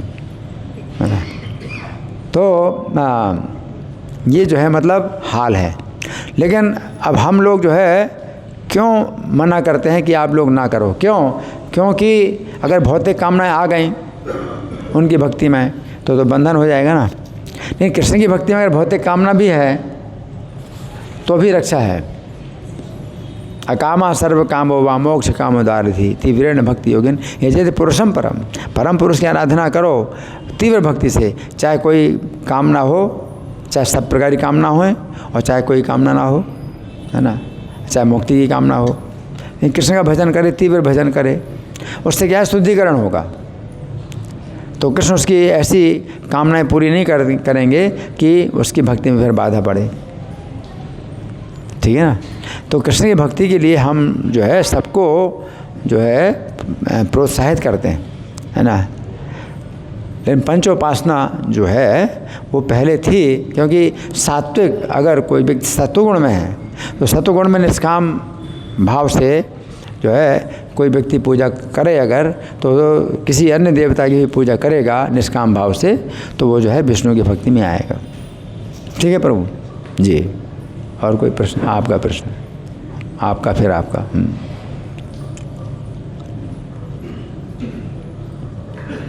हरे कृष्ण बोलो। क्वेश्चन बोला था कि जैसे मैंने मिडल में हनुमान हनुमान जी व्रत है तो राम जी प्रसन्न होंगे, राम जी के अवतार कृष्ण जी हैं, कृष्ण जी प्रसन्न होंगे। तो फिर हमारे मतलब क्वेश्चन है सिंपल ये है, so why so many God's, हमारे जैसे भगवान। इनका प्रश्न है कि बहुत से भगवान क्यों हैं। देखिए आपको एक यहाँ पर यही बात बताई, बैठ जाओ। यहाँ पर एक ही बात, श्लोक आपने सुना नहीं ठीक से, समझा नहीं श्लोक। यहाँ पर कहा है कि सृष्टि की आदि कृष्ण है, जितने अवतार भी हैं उनके भी कारण कृष्ण है। कृष्ण से ही जो है सब अवतार होते हैं, सबके विस्तार कृष्ण से ही होते हैं। इसलिए कोई कोई भक्त हो कृष्ण के अलावा और किसी का भजन नहीं करते। आपको ये बताया गया कि पेड़ की जड़ में अगर सिंचन किया तो पूरे पेड़ में पानी पहुंच जाएगा, वो जड़ श्री कृष्ण है, आपको बताया गया, ठीक है ना। तो अगर हम दूसरे देवताओं की पूजा करते हैं बिना किसी कामना के, तो वो देवता कृष्ण की तरफ हमको ले जाएंगे, ये बताया। अगर भौतिक कामना करोगे तो देवता लोग जो है प्रसन्न नहीं होते हैं, आपकी भौतिक इच्छा पूरी कर देंगे और उसमें आप जो है फिर बंधेंगे। तो शिव जी के जो बहुत से असुर लोग जो है भक्त बनते हैं, आसुरी लोग जो है कृष्ण के भक्त नहीं बनते हैं, क्योंकि भौतिक कामनाएं कृष्ण पूरी नहीं करने वाले हैं, ये शिव जी जल्दी पूरी करते हैं। और शिव जी जल्दी पूरी करते हैं तो फिर क्या होता है कि वो शिव जी का भी अपराध करते हैं। तो कृष्ण जो है आपकी हर प्रकार की इच्छाएं पूरी नहीं करेंगे। तो असुर लोग जो है अपनी इच्छा को पूरी करने के लिए फिर अन्य देवताओं प्रपद्यन्ते अन्य देवता, काम ऐसा तहत ज्ञान प्रपद्यन्ते अन्य देवता, जिनका ज्ञान हरण हो गया कामनाओं के द्वारा, तो अन्य देवताओं की शरण में जाते हैं, ठीक है ना। इनको माइक दीजिए जी। हाँ ठीक। मेरा प्रश्न ये है कि भगवद गीता ने कई जगह तू शब्द का प्रयोग किया है। तो यस, तो ये मुझे समझना है कि बार बार तू शब्द किस लिए आया, तू शब्द किसके लिए आया है। जैसे यहाँ पर तू शब्द आया तो हमने तो बताया ना, क्या बताया, कौन बताएगा। तू शब्द का अर्थ क्या है, लेकिन। तो आपने क्या सोचा, तू शब्द का मतलब तू हिंदी में तू बोलते हैं, तू संस्कृत में तू शब्द जो है, हिंदी में तू शब्द बड़ा वो की मात्रा होती है, तू। तू शब्द हिंदी में नहीं होता है, लेकिन यहाँ पर परंतु या किंतु, तू शब्द का मतलब ये है, ठीक है जी। और कोई, हाँ इनको माइक दीजिए।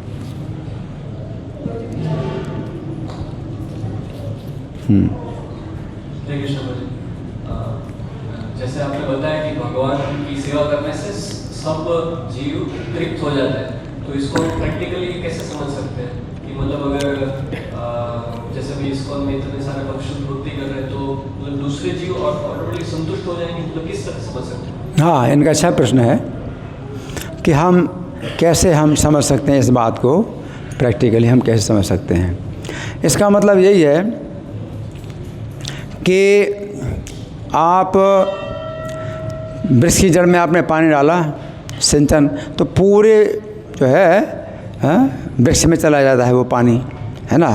तो हम सोच नहीं सकते कैसे जाता है, लेकिन ये साइंस है कि आप पेड़ की जड़ में पानी डालते हैं तो पूरा पेड़ हरा भरा होता है, तो ये साइंस है, ये है ना। तो ये चीज़ जो है मतलब वैसे हम नहीं मतलब कर सकते कि भाई कि कैसे जाता है इसका, है ना, कैसे मैकेनिज़्म है, क्या है, लेकिन ऐसा होता है।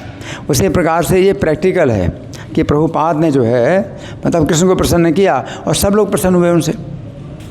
प्रभुपाद देखो अकेले गए, है ना, और उन्होंने, प्रभुपाद ने उनकी निंदा भी की, हैं, भौतिकतावादियों की निंदा भी की, और सामने उनके मुँह सामने ही मतलब बोला, फूल रास्कल, बड़े बड़े वैज्ञानिक थे, बड़े बड़े, लेकिन सब प्रसन्न हुए और सब ने उनके चरणों में सिर रखा, सब ने, है ना। और जहाँ गांधी जी हैं वो जो है सबको प्रसन्न करना चाहते हैं, सब हर भारतवासी को प्रसन्न करना चाहते हैं, और कोई भी प्रसन्न नहीं हुआ। तो सच बात है ना, कि आप जो है पेड़ की जड़ में आप पानी डालते हैं तो पूरे पेड़ में जाता है पानी, और आप पेड़ की एक एक पत्ती में अगर पानी डालते हैं तो पत्ती को पानी नहीं मिलेगा, है ना, और आप जो है व्यर्थ परिश्रम करते हैं। तो इसी प्रकार से हम इनको अलग खुश करें, इनको अलग खुश करें, इनको अलग खुश करें, तो वो जो है काम नहीं होगा। कृष्ण को प्रसन्न करते हैं तो सब प्रसन्न होते हैं। फिर भी कुछ लोग हैं जो प्रसन्न नहीं होते, कुछ लोग विरोधी होते हैं। अब उसको हम कैसे समझें? कुछ लोग प्रसन्न नहीं होते, कुछ विरोध करते हैं, और वो आसुरी भाव आस्थिता तो प्रभुपाद के भी मतलब संबंध में था कि भाई विरोधी थे कुछ लोग। तो उनको हम कैसे समझें? उनको हम ऐसे समझें कि वृक्ष की जड़ में आपने पानी डाला तो पूरे पेड़ में गया, लेकिन कोई टहनी अगर पेड़ से अलग है, टूट गई है, तो उसको जो है उसकी संतुष्टि नहीं होगी, वो टूटे हुए। तो बहुत से लोग कृष्ण से टूटे हुए हैं, असुर लोग हैं, आसुरी भाव के आश्रित हैं, वो लोग टूटे हुए हैं कृष्ण से। तो फिर कृष्ण रक्षा करते हैं, जैसे प्रहलाद तो कृष्ण के भक्त हैं, और हिरण्यकशिपु टूटा हुआ है, वो जो है कृष्ण को, प्रहलाद को जो है मारना चाहता है। तो कैसे कृष्ण का भजन करता है ना। तो फिर ऐसे में क्या करते हैं कृष्ण? प्रहलाद की रक्षा करते हैं, विनाशाय च दुष्कृताम, उनको नष्ट करते हैं। तो फिर कृष्ण की ये भी जिम्मेदारी है। तो ये बात सच है कि आप सबको प्रसन्न करते हैं तो सब लोग प्रसन्न नहीं होते हैं, कुछ लोग जो है कृष्ण से टूटे हैं, है ना। अब कई माता पिता भी हैं वो खुश नहीं हैं, कोई भक्त जो है मतलब इस्कॉन में आ गया फुल टाइम, उसके माता पिता खुश नहीं हैं, है ना।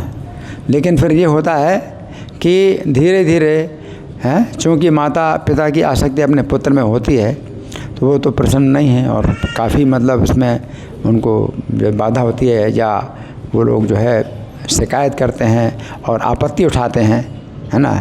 लेकिन आगे चल कर के क्या होता है, उनकी फिर भावना सुधर जाती है, वो उनका फिर कल्याण होता है, क्योंकि पुत्र के जो है कारण उनकी भी रक्षा होती है, उनको भी जो है फिर भक्ति का जो है वर प्राप्त होता है, और वो भी इस रास्ते में आते हैं, है ना।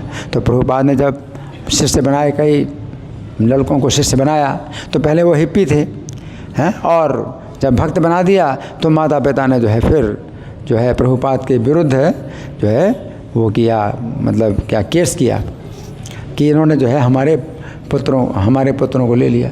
अब वो पुत्र जो है पहले हिप्पी थे और सड़क में पड़े कुत्तों की तरह जी रहे थे, तो घर में तो वैसे भी नहीं रहते थे, तो उसमें कोई आपत्ति नहीं थी। लेकिन प्रभुपाद ने उनको अपना शिष्य बनाया, भक्त बनाया, और अच्छे साफ सुथरे अभी दिखाई पड़ रहे हैं, तो प्रभुपाद के विरुद्ध उन्होंने कहा ये हमारे पुत्रों को जो है इन्होंने बनाया, है ना। तो ऐसा तो है, होता है ये, है ना। लेकिन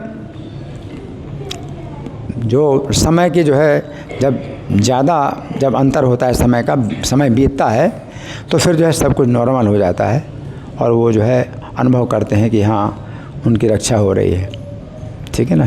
क्योंकि अगला जीवन लोग जानते नहीं, आज की शिक्षा में अगला जीवन नहीं बताया जाता, तो वो लोग सोचते हैं बस इसी जीवन में ही बस हमारा जो कुछ भी हमने सुख भोग लिया तो भोग लिया, और फिर अगला जीवन है ही नहीं, ख़त्म, कहानी ख़त्म।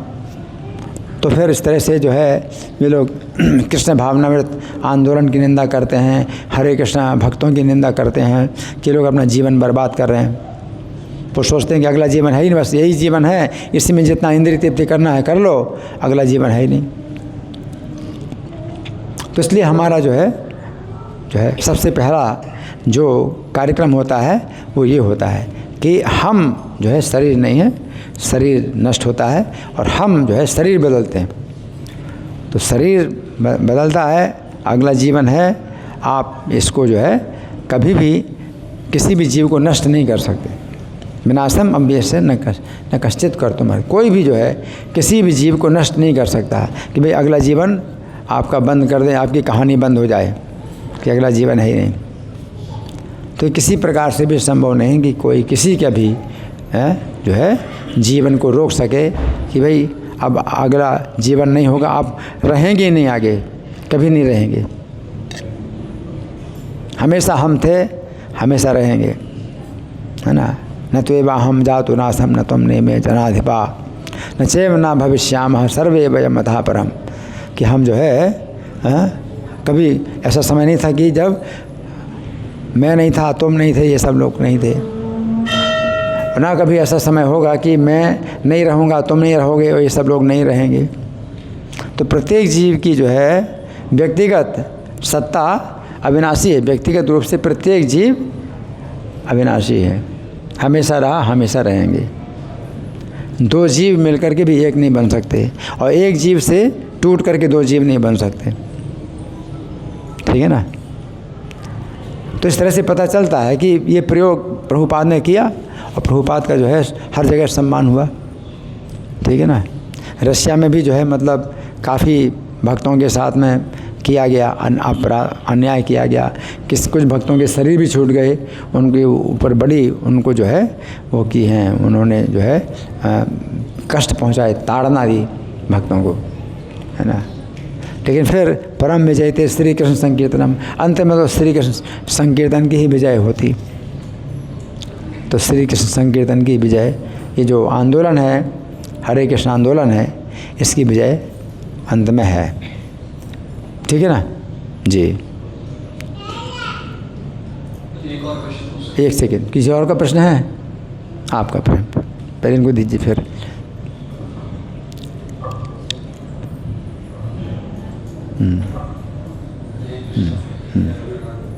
यदि आप बताएं कि मैं भजन करने की तीव्र इच्छा होनी चाहिए, पर मैंने ये पूछा कि तीव्र इच्छा कैसे जागृत होगी भजन करने की, और या भक्तों को सर्व करने की कैसे इच्छा जागृत होगी? हाँ, तीव्र इच्छा कैसे होगी? तो तीव्र इच्छा कैसे होगी?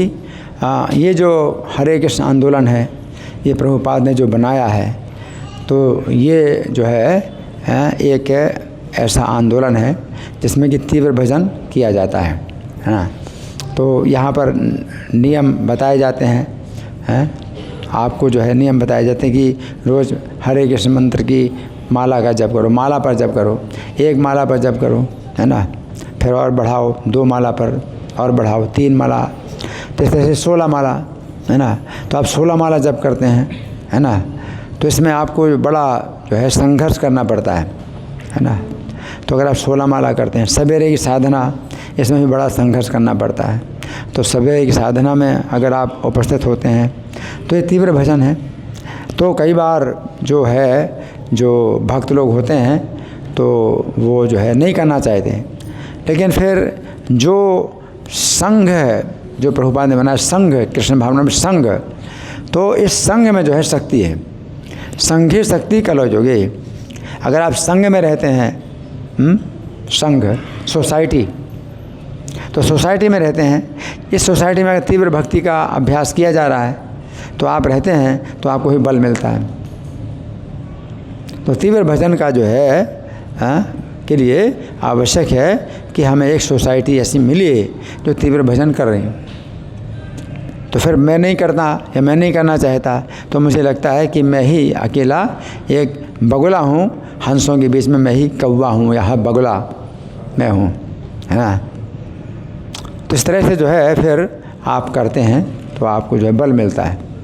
तो हमें भक्तों का जो है संग करना है, और भक्तों का अपराध ना हो, क्योंकि भक्तों की जब समाज में सोसाइटी, भक्तों की सोसाइटी है, इसमें आप रहते हैं तो अपराध करने की संभावना है। तो 6 प्रकार के वैष्णव अपराध ना हो, ये भी है।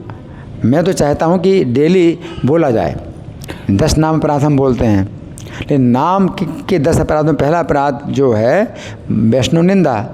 तो वैष्णव निंदा का मतलब केवल निंदा करना नहीं है, बल्कि 6 प्रकार की जो है निंदा उसमें है।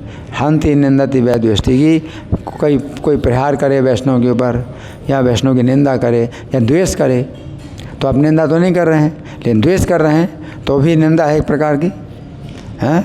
वैष्णव ना भी निंदा, और वैष्णव द्वेष नहीं करते लेकिन सम्मान नहीं करते वैष्णव का, तो वो भी एक प्रकार की निंदा है, हैं। क्रोध थे, और आप जो है सम्मान करते हैं लेकिन कभी कभी गुस्सा कर लेते हैं, है ना, तो वो भी एक प्रकार की निंदा है। क्रोधिते जायते नो हर्षम, और भक्त को देख करके आप प्रसन्न नहीं होते, तो वो भी जो है एक प्रकार से निंदा है। तो निंदा जो है हम कहते हैं, तो फिर एक ये विचार आता है कि भाई निंदा तो हम नहीं कर रहे किसी, अब द्वेष कर रहे हैं तो फिर उसको जो है हम लोग कहते हैं वो तो चल जाएगा, हम निंदा नहीं करते, तो मुँह से कुछ नहीं बोल रहे हैं लेकिन द्वेष बहुत भरा हुआ है। तो इसलिए जब नाम के 10 अपराध बोलते हैं तो पहला अपराध जो है उसका जो है हमें 6 प्रकार से और विस्तार हमें जानना चाहिए कि ये नाम के पहला अपराध का अर्थ क्या है कि आप वैष्णवों के जो है 6 प्रकार के अपराधों से बचिए। खाली मुँह से निंदा ना करना ही ये नहीं कि आपकी रक्षा हो जाएगी कि आप पहला अपराध नहीं कर रहे हैं। पहला अपराध जो है, नाम का जो पहला अपराध है, वो 6 प्रकार के वैष्णव अपराध से, तो आपको बहुत सावधान रहना है। तो आप तो कहेंगे नहीं वो ये ऐसा है वो ऐसा है, आप निंदा करते हैं ये लोग निंदा, ये सब बेकार हैं, सब बेकार हैं, है ना। और फिर आप जो है इस्कॉन को छोड़ देते हैं कि इस्कॉन के भक्त जो है सब बेकार हैं, मैं अकेले भजन करूँगा, तो गए काम कैसे? पतन, इस प्रकार से पतन होता है। मैं तो रहा मंदिर में, लेकिन ये वैष्णव में जो है सब ये सब दोष हैं, ये सब दोष हैं, मैं ही केवल निर्दोष हूँ, बाकी सब में दोष भरा हुआ है, तो मैंने छोड़ दिया मंदिर। अब करो तीव्र भजन, अब कहाँ से करोगे तीव्र भजन? अगर इस प्रकार से पतन है, फिर तो भजन थोड़ी है, पतन है। ठीक है ना? हाँ आप बोलो जी, माइक दे दो।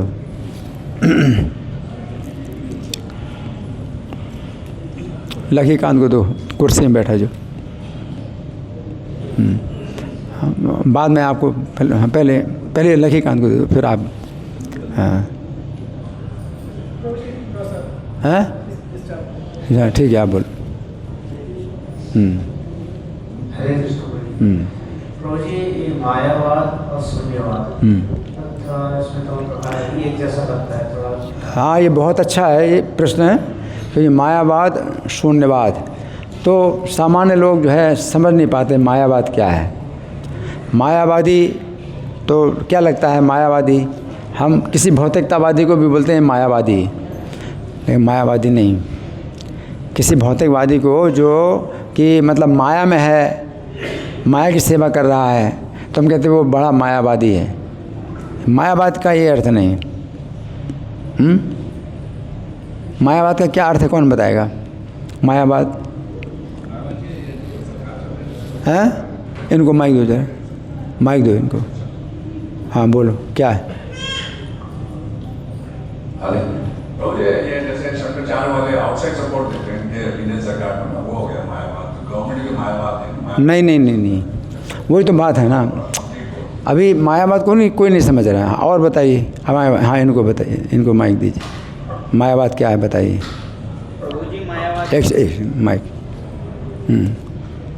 प्रभु जी मायावाद से मैं इतना समझता हूँ कि इस भौतिक जगत में बस जीना और बस यही तो नहीं है, मायावाद ये नहीं है। इनको माइक दीजिए। जो सोचते हैं कि सब कुछ माया, मतलब भगवान खुद को भी भगवान समझते हैं और कहते हैं कि सब भगवान है, भगवान कोई अलग से नहीं है। और भगवान जब धाम में आते हैं, धरती पे आते हैं, तो वो भौतिक शरीर लेके आते हैं। ठीक है, आपने बताया ठीक है, लेकिन मायावाद शब्द बना कैसे, कौन बताएगा? मायावाद, हाँ इनको माइक दे, इनको माइक दे। निराकारवादियों को जो शंकराचार्य ने जो मायावाद का पूरा किया, मतलब शून्यवाद। ठीक है। इन्होंने कहा कि निराकारवादी मायावादी कहलाते हैं, तो माया शब्द आया कैसे? और कोई? इनको, हाँ इनको माइक दीजिए। प्रभु जी, जैसे बोलते हैं कि आप भी भगवान हो, मैं भी भगवान हूँ, लेकिन अभी हम माया के वशीभूत हैं, इसलिए हम जान नहीं पा रहे कि हम भगवान हैं, लेकिन हैं हम सब भगवान। हाँ, कुछ समझ आ रहा है, आप बताओ। सृष्टि को माया मानते हैं कि भगवान ने जो सृष्टि किया है वो माया है। ठीक है, ये भी है।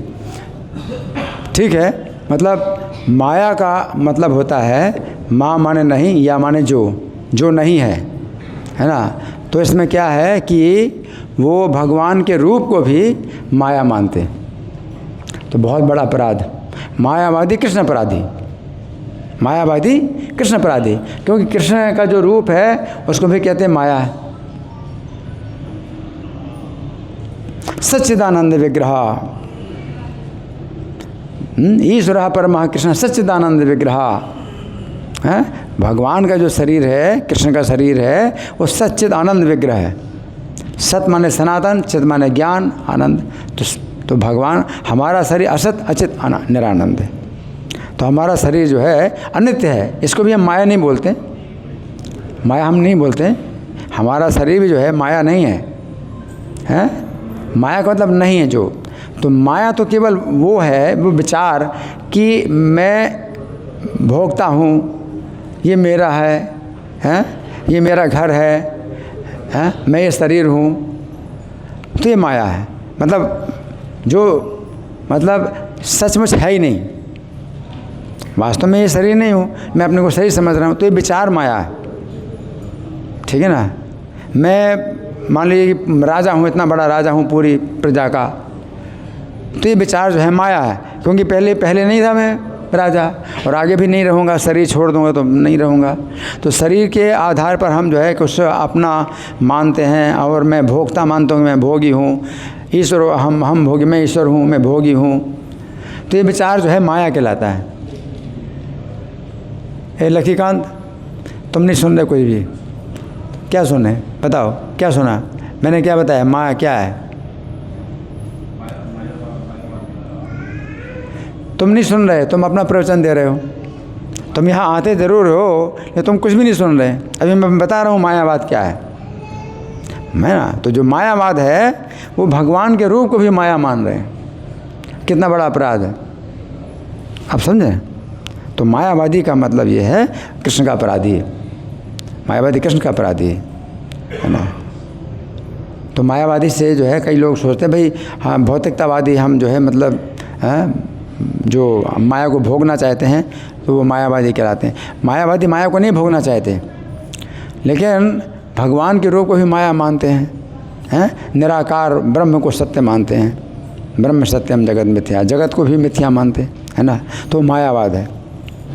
आप समझ रहे मायावाद का क्या मतलब? ठीक है, आप इनको माइक दो।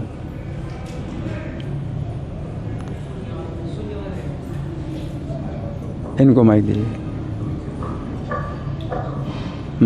जैसे इसी के अंदर ऐसा भी हो सकता है कि लोग कहते हैं कि डीटीज जो है ये तो पत्थर के बने हुए हैं या फिर ये लकड़ी के बने हुए हैं, तो वो भी मायावाद का एग्जाम्पल है। हाँ, इनका प्रश्न है कि जो सोचता है कि पत्थर के ये पत्थर है या लकड़ी है। नहीं, पत्थर के बने हैं उसमें कोई मतलब गलत नहीं है, वो तो है। पत्थर के बने हैं, ये लकड़ी के बने हैं, तो हम कहते हैं दारू ब्रह्म है, हम बोलते हैं जगन्नाथ दारू ब्रह्म लकड़ी के बने हैं। लेकिन यहाँ पर क्या है, भगवान का जो रूप है ये शाश्वत है। जो आकृति, जिस आकृति में भगवान को बनाया गया है वो शाश्वत आकृति है ना? तो ये जो है, ये हम लोग भगवान की जो पूजा कर रहे हैं, इसमें भगवान जो है भगवान का हम आवाहन करते हैं, भगवान को हम जो है उसमें प्राण प्रतिष्ठा करते हैं। अभी जो है इस, तो जैसे हमारा शरीर है ये इसका है पंच भौतिक शरीर है, ठीक है ना? और वो शरीर भी भगवान का है, वो पत्थर का बना है, लेकिन भगवान इसमें क्या है, प्राण प्रतिष्ठा हो गई। भगवान प्रकट हो गए, तो भगवान प्रकट हो सकते हैं। और भगवान किसी मूर्ति में वैसे भी प्रकट हो सकते हैं, अगर प्राण प्रतिष्ठा ना हो तो भी भगवान प्रकट हो सकते हैं। तो भक्ति की शक्ति से भगवान प्रकट हो सकते हैं, है ना? तो वो चीज़ ऐसा नहीं है कि भाई अगर हम कहें कि पत्थर के हैं, विष्णु अर्ची शिलाधि, अगर अर्चा विग्रह को केवल पत्थर माने, जैसे कबीर दास ने जो दोहा लिखा, पाहन पूजे हरि मिले तो मैं पूजूं पहाड़। तो कबीर दास क्या कह रहे हैं कि पत्थर की पूजा कर रहे हैं आप लोग। तो भगवान को पत्थर मानना गलत है। अगर पत्थर के अर्चा विग्रह बने हैं तो हम कह सकते हैं हाँ पत्थर के बने हैं, पीतल के बने हैं, भगवान की जो है मूर्ति इस तरह की बनी है, तो उसमें कोई दोष नहीं है, वो तो है। लेकिन आप कहें पत्थर हैं ये, अभी भगवान इस रूप में जो प्रकट हुए हैं, अब इनको आप पत्थर नहीं मान सकते, है ना? जैसे मान लो ये है आसन है, अब आप क्या कहें, लकड़ी है ये। जैसे आसन पर मैं बैठा हूँ, कुर्सी में बैठा हूँ, तो आप क्या लकड़ी कहेंगे? वो कुर्सी है, लकड़ी आप नहीं कह सकते, है ना? अब कुर्सी का काम कर रही है, लकड़ी की बनी है, लेकिन अब ये कुर्सी का काम कर रही है, अब लकड़ी नहीं कह सकते। उसी प्रकार से भगवान जो है पत्थर में है, लेकिन प्रकट हो गए भगवान पत्थर में। अब जो है भगवान को आप पत्थर नहीं कह सकते कि आप पत्थर की पूजा करते हैं, है ना? तो कबीरदास ने कहा, पाहन पूजे हरि मिले तो मैं पूजो पहाड़। पत्थर की पूजा करने से अगर हरि मिलेंगे तो मैं पहाड़ की पूजा करूँगा। तातिए चाकी भली पीस खाए संसार। तो पहले घर घर में चक्की होती थी, और चक्की भी जो है वो उसको मतलब पूरी तरह से स्थापित कर देते थे चक्की को, कि वो चक्की इधर उधर नहीं हट सकती। वो सीमेंट से मतलब उसको परमानेंट बना देते और उसी में मतलब आटा पीसते थे और खाते थे। तो कबीरदास ने कहा भी उससे अच्छा ही चक्की की पूजा करो कि उसका पीसा पूरी दुनिया खाती है। तो भगवान की जो है ये जो मूर्ति है इसको पत्थर मान करके इस पत्थर की क्यों पूजा कर दे, इससे आपको क्या मिलने वाला है। चक्की की पूजा करो, उसका तो पीसा हुआ आप खाते हो ना, तो ये क्या है, अपराध, ठीक है ना, अपराध है ना। तो ये चीज़ जो है मतलब भावना अर्चित शिलाधि सनारकी। तो कोई अर्चा विग्रह में जब जो है शिला की भावना करता है, ये तो पत्थर है, तो नरक में जाएगा। आप जो है बताओ क्या सुना, बताओ, इनको माइक दो, क्वेश्चन नहीं, अभी मैंने क्या कहा उसको सुना तुमने, हैं, बताओ क्या सुना। तुम सुनते नहीं हो, बिल्कुल तुम प्रश्न क्यों करते हो, तुम सुनते कुछ भी नहीं हो। तुमने कुछ भी नहीं सुना कि मतलब मैं क्या प्रवचन, तुम अपना प्रवचन दे रहे हो, अपना आया मुँह चला रहे हो, ऐसे ऐसे कर रहे हो। तुम्हारा जो है मतलब यहाँ आना जो है मतलब कुछ मतलब नहीं होता है कि तुम जो है कुछ भी नहीं सुन रहे। अभी जो मैंने बताया वो तुमने कुछ भी नहीं सुना, बस अपना प्रवचन दे रहे हो, मुँह चलाते जा रहे हो, ऐसे ऐसे कर रहे, ठीक नहीं ना। हाँ, और किसी को, अच्छा इनको दोबारा, हाँ बोलो। शून्यवाद, हाँ एक तो मायावाद हो गया, अब दूसरा शून्यवाद। शून्यवाद क्या है? तो आप लोगों की ओर से कोई है उत्तर, शून्यवाद क्या है? हाँ माता जी, भगवान को शून्य है, चलो वो भी है, लेकिन शून्यवाद का अर्थ कुछ दूसरा है। आप बताइए, इनको माइक दो।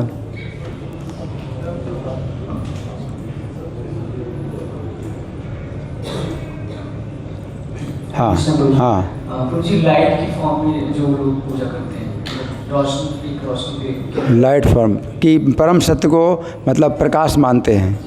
आपका इनको बताइए। माइक, लोग कहते हैं कि भगवान का कोई आकार नहीं है, भगवान का कोई आकार नहीं है, कुछ और इनको दी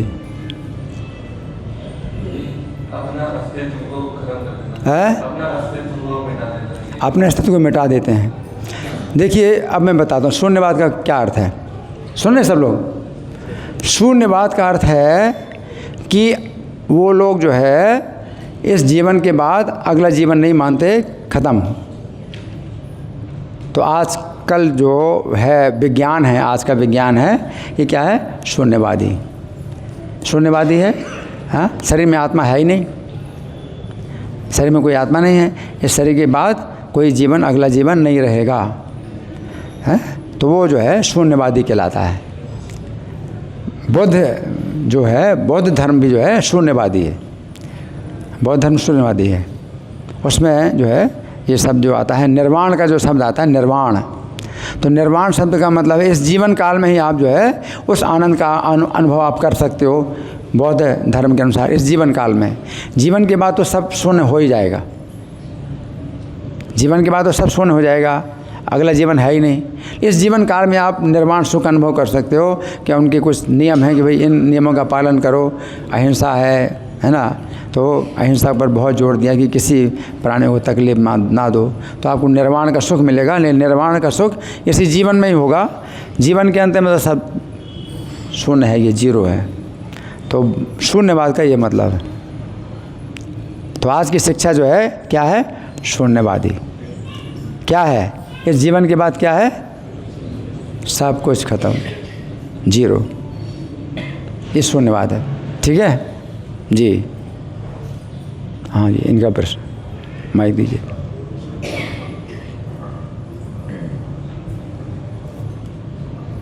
तो निराकारवाद और मायावाद दोनों समान है कि उनमें कुछ अंतर है? निराकारवाद और मायावाद, हाँ देखिए करीब करीब समान ही है। निराकारवाद का मतलब है कि भाई परम सत्य निराकार है ना।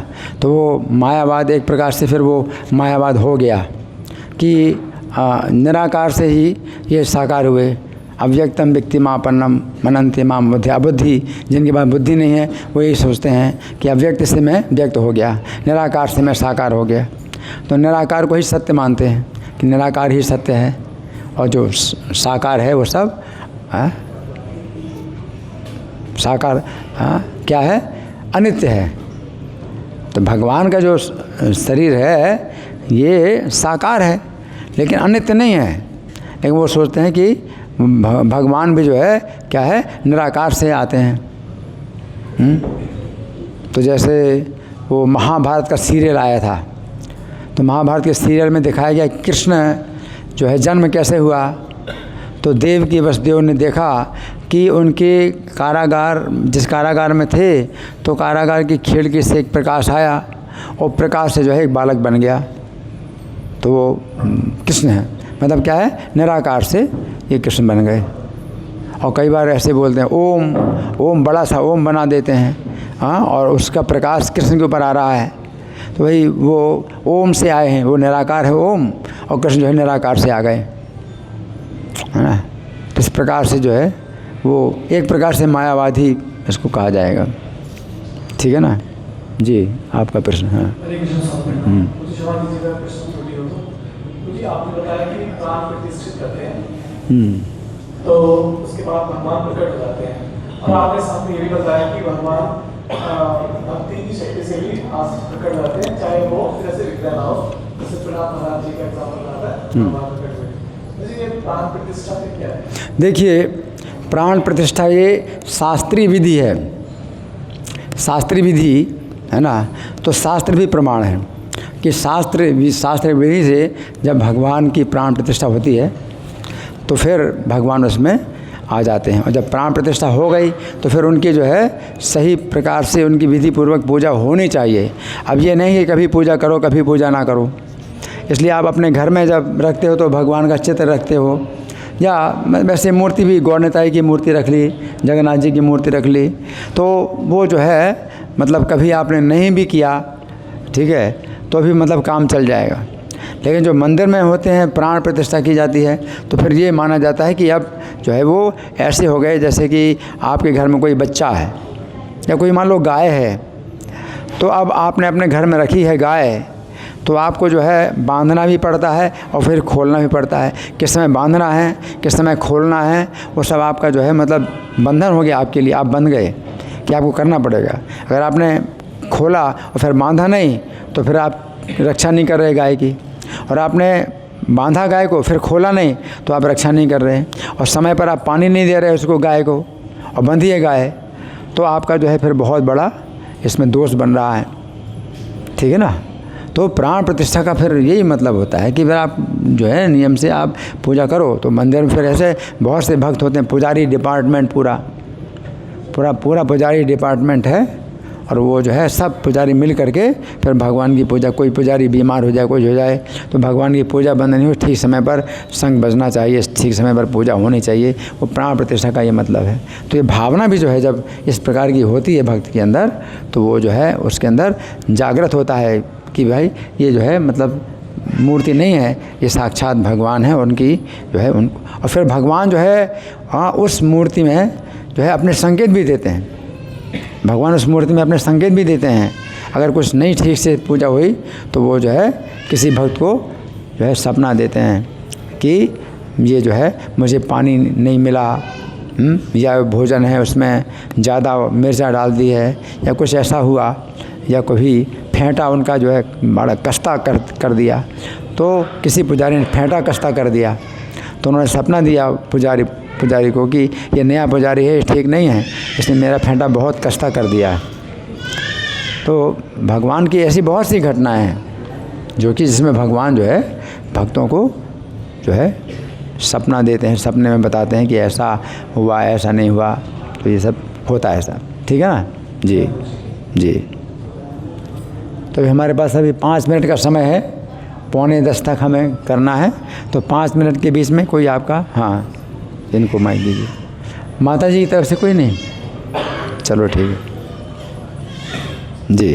हरे कृष्ण प्रभु जी। जी। प्रभु जी मेरा प्रश्न 7.19 से है। जैसे हम किसी को भी बोलते हैं कि जब भी डोर टू डोर रीचिंग करते हैं तो वो लोग बोलते हैं कि इतना एफर्ट क्यों डालना है। वो लोग 7.19 का हवाला देते हुए बोलते हैं कि जैसे सुदुर्लभ जिसको आना हो वो खुद आएगा, इतना एफर्ट क्यों डालना। तो एक सेकंड, आप फिर से बोलिए, फिर से बोलिए क्या क्या है। जैसे प्रीचिंग के लिए डोर टू डोर में बोल, जैसे कुछ लोग पहले क्लास में आते थे अब नहीं आते, हाँ। तो मैं जो मेरे साथ के लोग हैं उनको बोलता हूँ चलो उनके घर चलते हैं, थोड़ा बात करते हैं और थोड़ा मीटिंग होगी, तो इससे फिर वो लोग वापस आएंगे। हाँ। या उनके घर पे जाके कीर्तन करते हैं। हाँ। तो वो लोग बोलते हैं हम इतना एफर्ट क्यों डालें, बस हम ग्रुप में मैसेज डाल देते हैं और इतना काफ़ी है, जिसको आना होगा वो खुद आएगा। तो ये 7.19 का बोलते हैं कि जिसको आना होगा भगवान खुद स्वयं बोलते हैं। नहीं देखिए 7.19 नहीं बोलते, 7.19 वो पॉइंट उस तरह का नहीं है, दशमलव जैसा नहीं है। 7.19 है। हाँ 7.19, हम हिंदी बोलें 7.19, श्लोक संख्या 7.19 है। तो इसमें भगवान ने जो कहा कि सब महात्मा सुदुर्लभ, वो बहुत सुदुर्लभ महात्मा है जो कि भगवान की मतलब वो करेगा, है ना, भगवान की शरण लेगा, तो वो तो सुदुर्लभ महात्मा है। ठीक है, तो अब आप जो है इस बात पर आप ऐसा कैसे कहते हैं कि भाई हम किसी को भक्त बनाने के लिए प्रयास ना करें। अगर कोई भक्त नहीं आ रहा है तो हम उसको अगर बुलाते हैं, उसको फ़ोन करते हैं भाई आ जाओ, तो अलग बात है। और जो भगवान की मतलब वो पूरी भक्ति कर रहा है और उसको तो मान लो भक्तों की संगति की भी आवश्यकता नहीं, वो तो बहुत ऊंचे धरातल पर है, तो हम कैसे मान लें कि भाई वो अपने आप जो है भक्ति इतने ऊंचे धरातल पर चला जाएगा। तो वो तो 7.19 जो श्लोक है तो वो तो एक अलग है कि वो उतना बड़ा महात्मा है, तो हम इनको हम इतना बड़ा महात्मा थोड़ी समझ सकते हैं। वो तो करोड़ों में भी एक शायद होगा, बिरला होगा जो कि इतना बड़ा महात्मा होगा। वो भक्तों की संगत में भी नहीं आएगा और मंदिर में भी नहीं आएगा और भगवान की भक्ति वो वैसे भी कर लेगा। तो वो तो जैसे जड़ भरत जैसे महात्मा हैं वो उनको कह सकते हैं। तो इस आधार पर आप कैसे मना कर सकते हैं कि भाई हम इनको फ़ोन ना करें, ये भी ऐसे बड़े महात्मा निकल जाएंगे, इसका क्या कारण? कोई तर्क नहीं होता ना। वो तो सुदुर्लभ महात्मा है, तो ऐसे जड़ भरा जैसे तो वो क्या है, वो नहाते भी नहीं हैं और पागल और बहरे गूंगे की तरह वो जो है मतलब व्यवहार करते हैं, तो कोई उनके पास में वो सब लोग उनको पागल समझते हैं। तो वो तो बहुत बड़े महात्मा हैं, तो बहुत बड़े महात्मा हैं। हरि बोल, हरि बोल। मना है आपको ऐसे बैठना, आप चले जाओ, आप चले जाओ यहाँ से। यहाँ इस तरह से जो कर रहे हैं ना, ऐसे ऐसे कर रहे हो, वो यहाँ अलाउ नहीं है। आप जाओ यहाँ से, आपको जो है आपको सुनना नहीं कुछ भी, है ना। ये अच्छा तरीका नहीं है। यहाँ कुर्सी में बैठ करके ऐसे ऐसे कर रहे हो ना, ये ठीक नहीं है ना। हाँ आप जाओ, चले जाओ। तो मैं क्या बता रहा था कि हम किसी भक्त को प्रचार करते हैं तो ये अगर हम इनको जो है कुछ इनके मन में कुछ वो गलत भावनाएं आ गई हैं और कुछ मान लीजिए कि भ्रांति आ गई, कुछ गलत समझ लिया, तो हम जो है उनको फ़ोन कर सकते हैं, उनको बुला सकते हैं। तो हमारा ये कार्य होता है कि भाई किसी को हमारे इनके अच्छे संबंध हैं, लेकिन इन्होंने कुछ किसी भक्त के साथ में कोई दुर्व्यवहार हो गया और वो जो है चला फ़ोन ये छोड़ के चले गए, तो हम इनको बुलाएंगे, भैया अगर ऐसी बात है, क्या बात हो गई, आप नहीं आ रहे हैं, आप तो हमसे जुड़े थे, अब आप जो है मंदिर क्यों नहीं आ रहे? तो वो तो हम कहेंगे, ठीक है ना जी, ठीक है। अंतिम प्रश्न है। अलग अलग शास्त्रों में जैसे शिव पुराण में भगवान शिव को प्राधान्य दिया है, विष्णु पुराण विष्णु भगवान प्राधान्य दिया है, और माँ जगदम्बा माँ जिसको महामाया बोलते हैं, तो उनमें आरती गाए थे ब्रह्मा शिव विष्णु गुण तारा गाय, तो ऐसे उनमें ठीक है। इनका अच्छा प्रश्न है कि कई बार जो है मतलब शिव तत्व को ही वो सब बहुत ऊंचा बताया जाता है कहीं पर किसी शास्त्र में। तो ये भी जो है क्या है कि कोई व्यक्ति जो है अगर ऐसा है कि अन्य देवताओं की पूजा करना चाहता है ना, कामनाओं से उसका ज्ञान हरण हो गया है, अन्य देवताओं की पूजा करना चाहता है, तो शास्त्रों में, दूसरे शास्त्रों में कहीं कहीं ऐसी बातें आ जाती हैं कि भाई वही परमेश्वर हैं, वो शिव जी सर्वोच्च हैं, ये कह दिया जाता है। लेकिन अगर आप आलोड़न करें सब शास्त्रों का, अच्छी प्रकार से मंथन करें, तो फिर ये निष्कर्ष निकलता है कि जो विष्णु की भक्ति है वही सर्वोच्च है। सभी शास्त्रों में अगर आप देखेंगे, पूरा मंथन करेंगे, हैं, किसी भी शास्त्र का पूरा मंथन करेंगे तो यही आएगा कि मतलब श्री कृष्ण ही जो है सर्वोच्च हैं, परमेश्वर हैं, उनकी भक्ति। लेकिन कभी कभी ऐसी बातें जब आ जाती हैं कि भाई वो सर्वोच्च हैं, ये सर्वोच्च हैं, तो वो कभी कभी आ जाता है। श्रीमद् भागवत निष्कलंक पुराण है, निष्कलंक पुराण, इसमें जो है मतलब केवल एकमात्र क्या है कि हरि को ही जो है सर्वोच्च बताया गया है। तो दूसरे शास्त्रों में कभी कभी बातें आती हैं, लेकिन अगर देखा जाए जैसे भविष्य पुराण में भी देवी का जो है महात्म्य है, लेकिन देवी भी है, वो भी जो है भगवान जो उदय सिंह के रूप में अवतार लिए हैं, तो वो जो है अपना स्वामी, फिर वो बोलते हैं कि आप मेरे स्वामी हैं। तो देवी को पता है कि भाई उदय सिंह हैं, भगवान हैं, वो देवी की पूजा कर रहे हैं, देवी से प्रार्थना कर रहे हैं, लेकिन फिर देवी कभी कभी बोलती है कि आप ही मेरे स्वामी हैं। तो अगर ऐसे गहराई से जाएं तो हर शास्त्र में पता चलता है कि भगवान जो है कृष्ण ही जो है सर्वोच्च हैं। इसलिए ज़्यादा समय ना बर्बाद करके आप लोग जो है कृष्ण की भजन करो तो ज़्यादा अच्छा है। श्रीमद् भागवत और भगवद गीता ये अमल पुराण है, अमल शास्त्र हैं। ठीक है, धन्यवाद। ग्रंथराज श्रीमद् भगवद गीता की जय, श्रील प्रभुपाद की जय। हरे कृष्णा। हरे कृष्णा। कृपया आप बैठ जाइए, अभी उठिए मत। इसके पहले प्रभु जी यहाँ से, जब प्रभु जी यहाँ से प्रस्थान करेंगे तब आप उठ जाइए, क्योंकि वो वैष्णव शिष्टाचार में आता है। आप लोग बैठे रहिए। सबसे पहले प्रभु जी का धन्यवाद देंगे, क्योंकि प्रभु जी आध्यात्मिक इंसाइक्लोपीडिया है। अगर आपको सब कुछ जानना है और बहुत कुछ जानना है तो प्रभु जी के संपर्क में आप आ सकते हैं। और एक जो बुक है